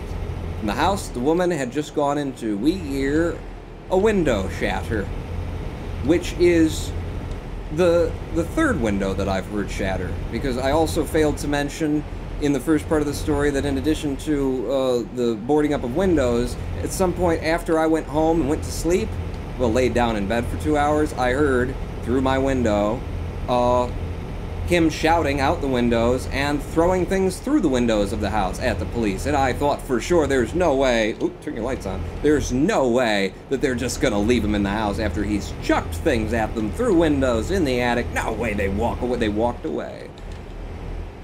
She walks into her house. 5-10 minutes later, I'm telling my dad the story on the porch. We hear something else go through a window. I look over to the front porch, and here comes out the abuser, the assailant, the woman hitter. Here he comes out through the front door again. Airfix 97 is now following. Welcome to the stream. Welcome to the follow, anyway. Oh, I just feel so bad. I feel like you guys follow, and I'm like, oh, I wish I were telling another story. He comes through the door. He's back in the house. He was in the house when she went in there. And glass is broken. He comes out of the house. Well, now I'm immediately grabbing my phone and dialing 911. He can see me from his porch, and he shouts over to the porch. Now my dad's here, and I'm here on the porch, both of us. I got the phone in my hand. He shouts over, "That was her! I didn't do nothing this time! She threw it through the window!" Like, do I give a shit? You are going to jail if I have anything to say about it. You should have been in jail last night. You should be in prison, sir. For your own good, for the good of everyone in this neighborhood, for the good of humanity. You need to be put away until you can handle your anger issues, whatever the hell is wrong with you, up here. I'm calling the police again. So I dial 911. 911 rings 4 or 5 times. And then there's a click. And it's a different ring. And it rings a couple more times. And then someone picks up and starts asking my information. And asks me where I am and what state I'm calling from. 911, woo! 911 for the city of Detroit did not answer the phone. They didn't answer the phone, and so the phone dialed to a national call center because I'm making the call over a cell phone, and it's an internet phone. It can make calls over the internet. So the phone fell back to, I'm going to call the National Internet Dispatch 911 Center. And he collected my information and said, okay, I'm going to call 911 for you. Actually, she did, because the first person I spoke to was a woman. I'm going to call 911 for you in your area. Please hold on the line. I hold on the line. They call 911. It rings. Lewis 8293 rings 4 or 5 times. And then it picks up and goes into a recorded message. It says, please hold on the line. It's very scratchy, very like the message is, it's got sand in it. You can barely understand what it's saying, but it's saying, please hold on the line. Our operators are busy right now receiving other phone calls. And I didn't hear it at the first, when this was going on, because I'm just like, I'm turning to my dad going, oh my God, 911 is not answering the phone. They're not answering the phone in Detroit for 911. And while I'm saying that, all of a sudden, a fax machine starts chirping in my ear. 56K modem from 911 is chirping in my ear. So loudly, I have to take the phone away from my ear. I go, what the hell is going on? Did 911 just shove me to a fax line? And I hang up on 911 and I call 911 again. And I go through the same process. It rings a number of times, then it rings to the national desk, and this time a fella picks up, and he asks all my information. I say, I just went through this, and I don't know what happened. It started chirping fax sounds at me. He started, hang on the line, I'm going to call 911. He calls 911, does the same message again. This time I get to hear it, and just before the fax starts chirping, it says, the following message is for the hearing impaired. And then it blows my ears out with the where I have to take the phone away from my ear for it. So now I know not to hang up, so I'm hanging on the line. The phone rings, it goes through that message, it does the hearing impaired thing, and then it starts ringing again. We are ringing for another minute, and then it just hangs up. 911 just hangs up. But it hang up on the dispatcher from the national board. I'm still on with the national board. And I start saying to him, oh my God, 911 won't answer the call. And he's saying, well, it's probably just high volume right now. They're getting a high volume of calls. We'll just keep calling until we get through. I said, I just did this. Yeah, I just did this for like 2.5 minutes before I called you. I was then on the phone with him redialing 911 for the city of Detroit for no less than another 7 minutes. I think it was 8 to 10 minutes total. Okay, so then no less, you're doing your math wrong. But I feel like it was 8 to 10 minutes total that I was trying to call 911 for the city of Detroit that I could not get through. Hello, Christopher Lex. Welcome to the stream. 8 to 10 minutes just to get to 911. I get them on the phone, I start telling her the situation, which is really hard to, like, squeeze, but I squeeze it really hard. You just heard me. I just talked about it for 45 minutes just to get through Act 1. Not even Act 2. I squeeze it down into a 45-second story about woman battered last night, came to my front door, I let her in, I protected her, I called 911, it took an hour and a half for the cops to come, they finally got here, they went in the house, they got them into a blind corner, and they said, we don't want to go upstairs because we might get shot, and so they just drove away and left her in the situation, and the guy is over at the house again, the woman's inside, and we just heard a window crash. You just broke some more glass in the house. Somebody broke some glass in the house. Can we please get the police officers out here? It takes me 5 minutes to get through, not so much through my story, but to just get through the 911 call. I managed to get the story and fuck! Jesus God, it was gonna happen. We knew I couldn't tell the story and drive at the same time. Took me 5 minutes on the line with her to give her all the information, to explain to her what was going on, to answer her questions, and then finally she says, okay, I'm dispatching police right now, you know, and I get the impression that it is a priority one. She decided I'm priority one. So, about, I'm gonna say 8 to 10 minutes later, the day shift shows up, because last night, you know, the night before, it was the night crew. Tweedledee and Tweedledipshit. Day shift shows up, and he comes up, well actually, they show up, state police drive by the house, okay? We see state police driving by the house up front, and he knows that I was calling from my porch. Took me 12 minutes to get through, took me 10 minutes to get through in the first place, took another 10 minutes for them to come out, but he's been in the house waiting to see what's going on. Hello, Seidel 112. Welcome. He's been in the house for all that time, waiting to see what's going to happen, and then a state police officer car drives by the house. Doesn't stop, doesn't even look like it's going to, just drives by. In about 30 seconds later, we see him bolt out of the front door, run around the side of the house, and head into the wood line. He's gone. A couple minutes later, I get a call from the police officer who's been dispatched directly from him to me, calling from a cell phone number that I could call back, saying, you know, where do you live? What's your name? I'm coming to your house. He comes to my house, parks up in front. There's another police officer behind him, 2 patrol cars, and a woman in an unmarked sedan. And I really hope that she was internal investigations. I really hope that the reason that she was there was to just be like, so something went horribly wrong. Okay, you were in my blind spot.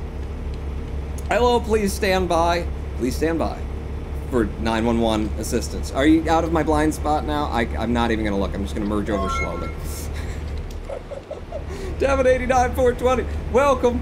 420. I could use some, Devin. 3 cars pull up, fella gets out, he comes to me, he talks to me, he starts asking me questions. Wait, I don't know which way to go. Okay, don't get off, keep going straight. He starts asking me, so, you know, he just asked me, so what's the situation here? And I give him, thank you, Synapse 49 for the cheers. Synapse cheers 100. Someone call 911, Pawn just ran someone over. I will get away, Synapse. They won't be here in time. Look, he didn't even care. He doesn't care. He's just driving by. Thank you for the cheer. Officer asked me, what's the situation here? I give him, again, I've gotten very good at giving the concatenized version of this story. I give him about a minute's worth of the story and tell him this is what happened last night, and this was the situation last night, and now today, there he was. We saw him, he saw state police drive past the house, he bolted out of the house, ran into the wood line, and that was 3 minutes before you got here. Brand name Crab. Welcome to the stream. I give him the story, and for the first time in all of this, hello Kevin 20 lakhs, so for the first time in all of this, this fella gives me the slightest sense of confidence as he says, I don't know what happened here last night, but we're gonna go over there right now and we're gonna do this right.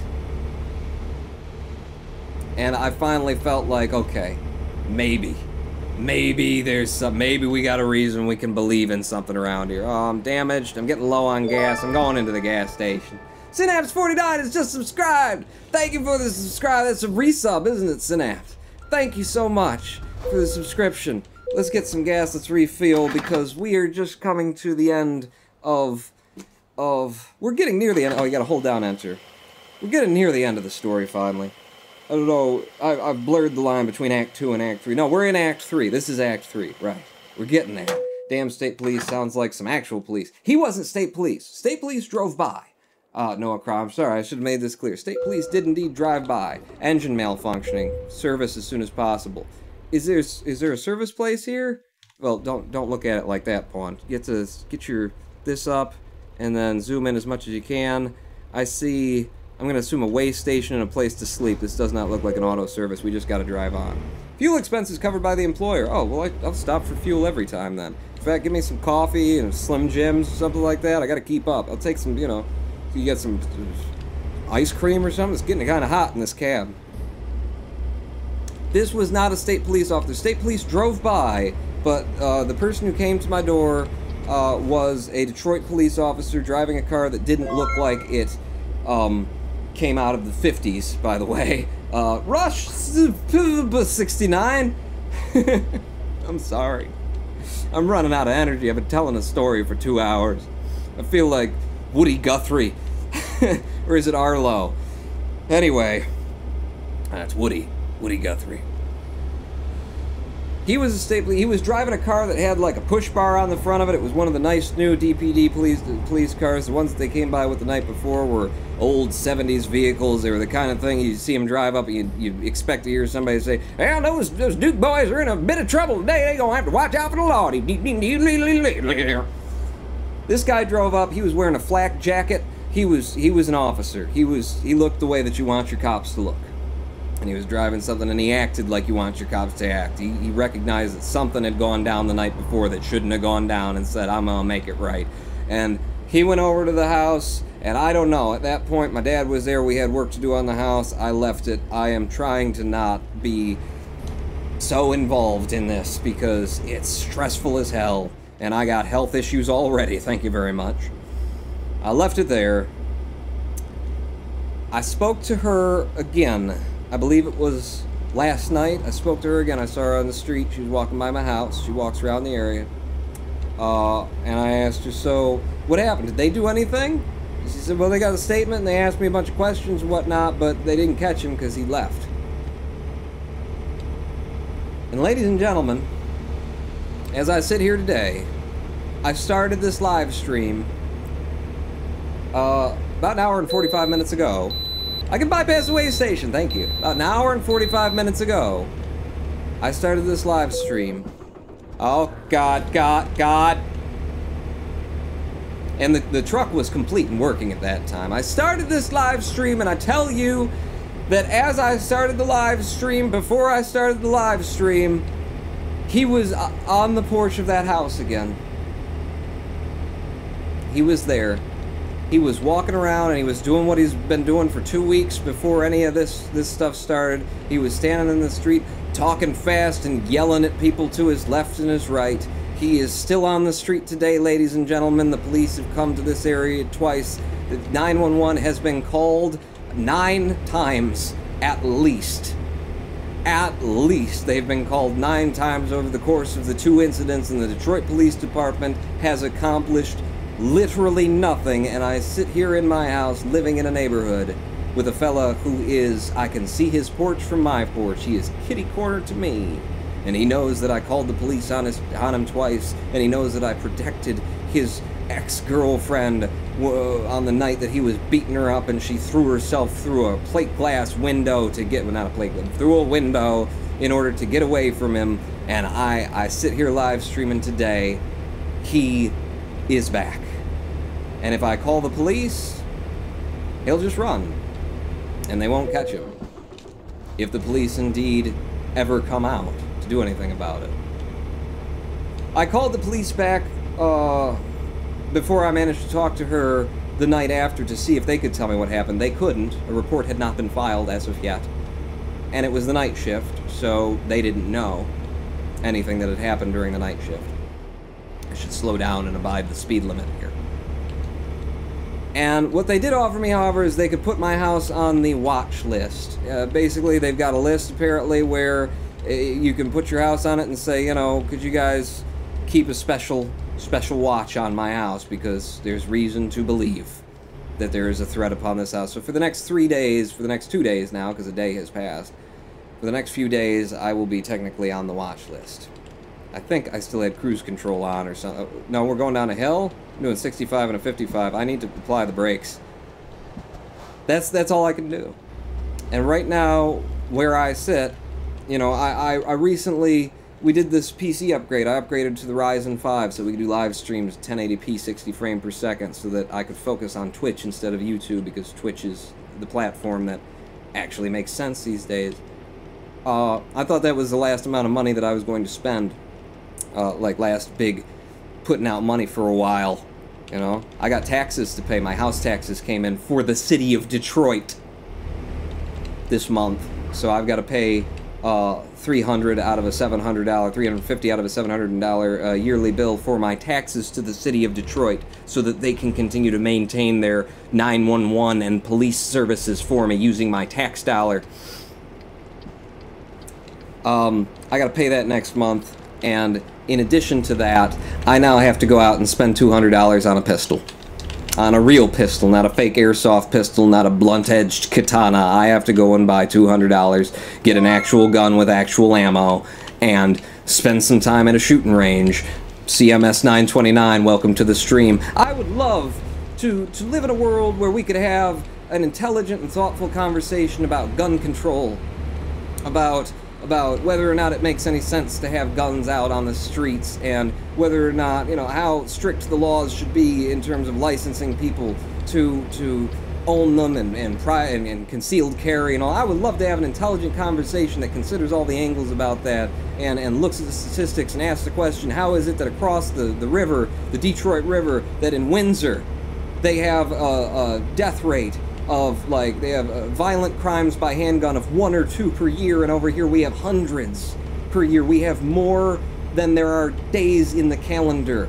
We have deaths by gun in this city, and yet just an eighth of a mile across a river, suddenly that changes. I'd love to have an intelligent conversation about gun control and whether or not it should exist, but I live in a city where the police do not come. 911 does not answer the phone, and when they do, in the best scenario, if they give you a priority 1 assignment for your call, they will be here in 12 to 25 minutes. I have to have a gun now. I have to have a real gun, and I didn't expect to spend money on a gun. I didn't expect to ever have a gun. I'm living in the city of Detroit, and, you know, people said, well, you better get yourself a gun. I was like, yeah, come on. I haven't needed it yet, but now I know that if I do need assistance, I'm on my own. It'll be an hour and a half before anyone decides to get here. I can't risk that. That is a risk that I can't take. I don't even have a family here. Imagine if I had a family. Nobody would possibly say, don't get yourself a gun, Quan, it's too dangerous. If I had a child, you know, you'd be like recommending what type of gun to get, is what you'd be doing, because that's the only thing that makes sense. I'm just protecting myself. My father will be moving in here. He doesn't have guns. He's not a gun guy. I'm not a gun guy. But I'm gonna become a gun guy, because I have to. Here's 5 cents towards a $200 gun! Thank you, Angelus2141! Thank you for dearly crashing me, and thank you for the nickel toward the $200 gun, because that's about what the cheapest handgun you can get runs. I gotta buy a gun and learn how to shoot. I've shot guns before. I'm actually pretty good in terms of aiming. And I got a fake gun, so, you know, been able to practice the safeties and stuff like that on that.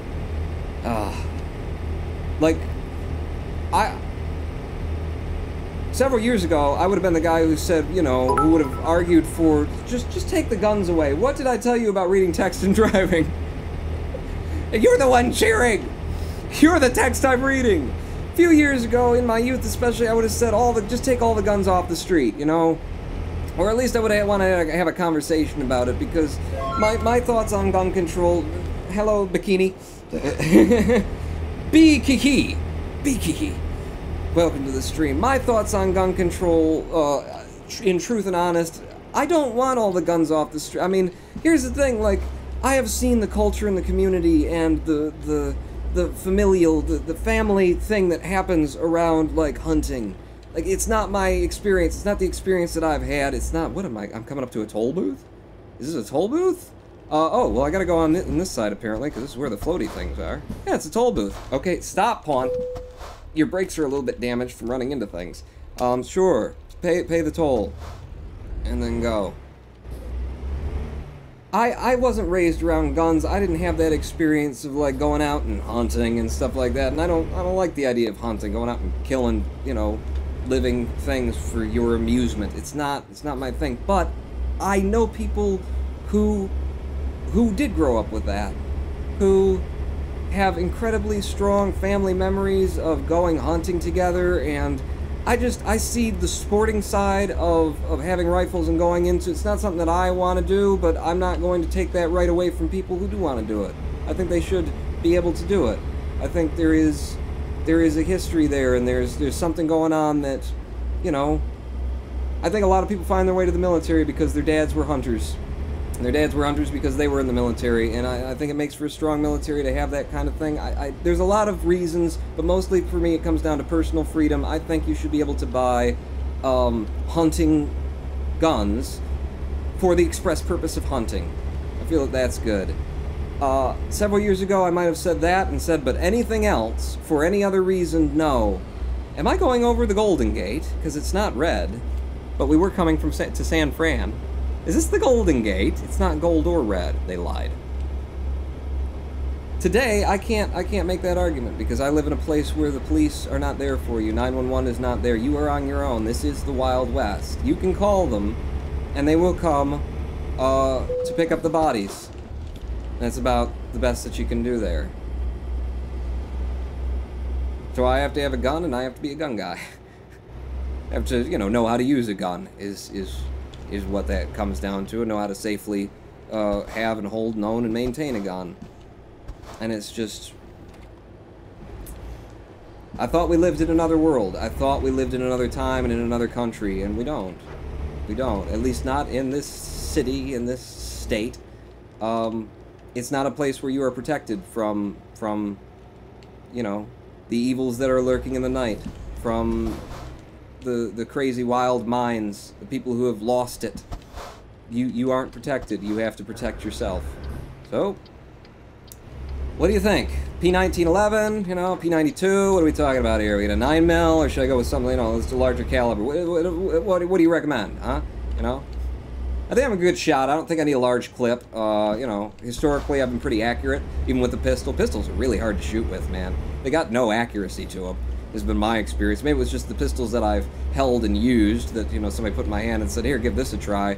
You gotta adjust the sights to they don't have much of a barrel to them, and that's the thing, you know.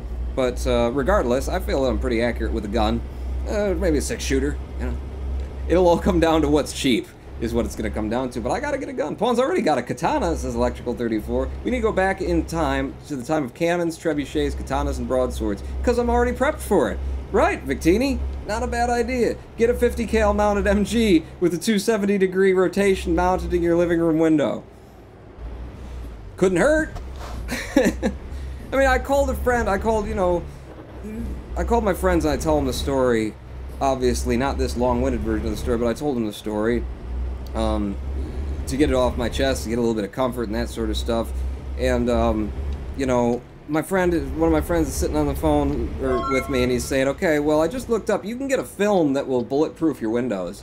It's like, yes, that's where I live, Keegan K. Jones, welcome to the stream, that's where I live. My friends are like Google searching how to bulletproof windows. And I'm sure they don't bulletproof them, but, you know, they make it harder to shatter. I'm not interested in that. Like I say, my experience with weapons in general and how things tend to play out when people start pulling weapons is just don't pull a weapon until you're ready to use it. Don't let anybody know you've got it until you're ready to squeeze the trigger. And if I have a gun, it's going to stay exactly where it is until the moment that I decide, it's time to shoot. And then I'm going to open the front door, and I'm not going to say, if you don't leave, then this is going to happen to you. No, I'm going to open the door, I will aim low, because I don't want to kill anybody, but I ain't a marksman. I will aim low, and that will be the end of it. And that's where I stand. That's where I sit. Schoolboy Q is now following. Oh, crap, I just bumped the mic. Are we okay? We're okay for audio. I'm sorry. I probably just blew your ears out there. You know what? Where do you need it? This is the last park job of the stream. I have finally finished my story. Didn't even get to talk about watching the 3rd season of The Flash, and what a train wreck that is. I didn't even get to talk about that. Can I not get up and over? Oh, am I stuck on a wall? I'm stuck on a wall. So where am I going in order to get there? Yeah, I know the engine is malfunctioning. It's not my truck, okay? They'll deal with it. I'm gonna go around this way. It's wider area. I think this is, no, you can see it on the map, Pawn. Don't go that way, you gotta go to the left. You're not gonna be able to get through. Okay, Jesus, I would have backed myself into a corner there. I'm going to park this truck properly. My ass end is in the street, and I didn't even look to see where it is. Presumably. Anyway, okay, here we go. Gotta pull far forward, and then swing hard. Run this guy over. Is he wearing a ski mask? That's why I need a gun. Run that guy over, I dare you. Oh, come on! Come on now! What is even? How are do? There's no room for that. There's no room for that. There's no crying in baseball. Okay, this is gonna be a lot.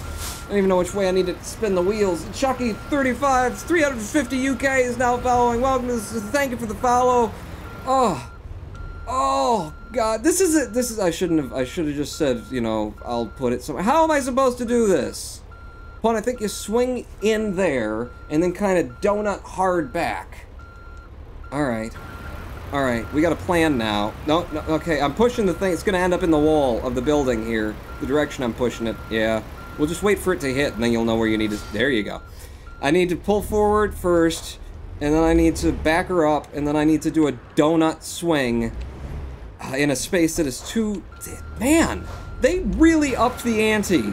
But from Euro Truck Simulator to American Truck Simulator, the parking is insane. Wait, you're turning the wrong direction, Paul. You need to push that away from the building. I don't know where the building is. Why are you still going in that direction? I don't know. I think I'm just going to have to hit enter and have it park it for me. Screw it. Cut hard. Cut really hard. I can straighten it out. I can straighten it out like this, and then I just take it straight back from here. Straight back from here. It's really hard to do in the dark, especially. You gotta go like this to straighten out the... No. I'm watching in the mirror now. There you go. There you go. Cut it. Harder. There we go.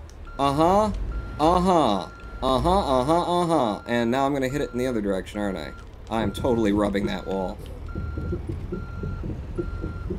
Fine. It's fine. It's not my truck. I think I might have run over that guy you wanted me to run over.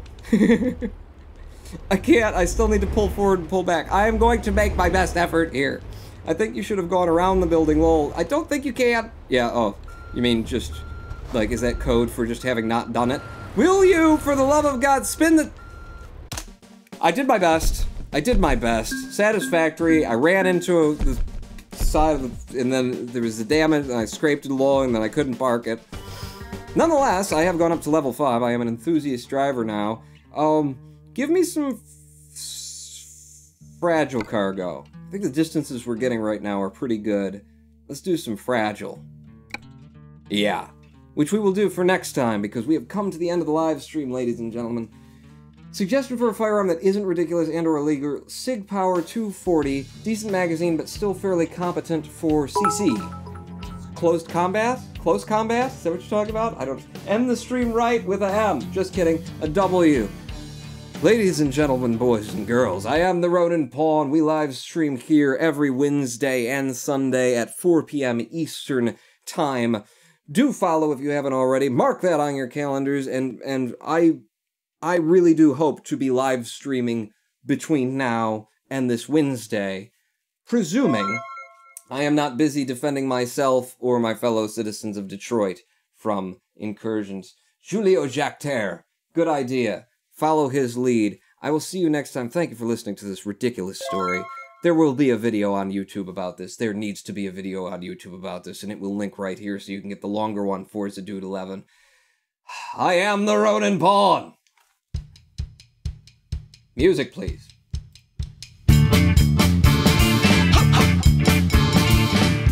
I will see you this Wednesday at 4 p.m. Eastern Time. Pawn out.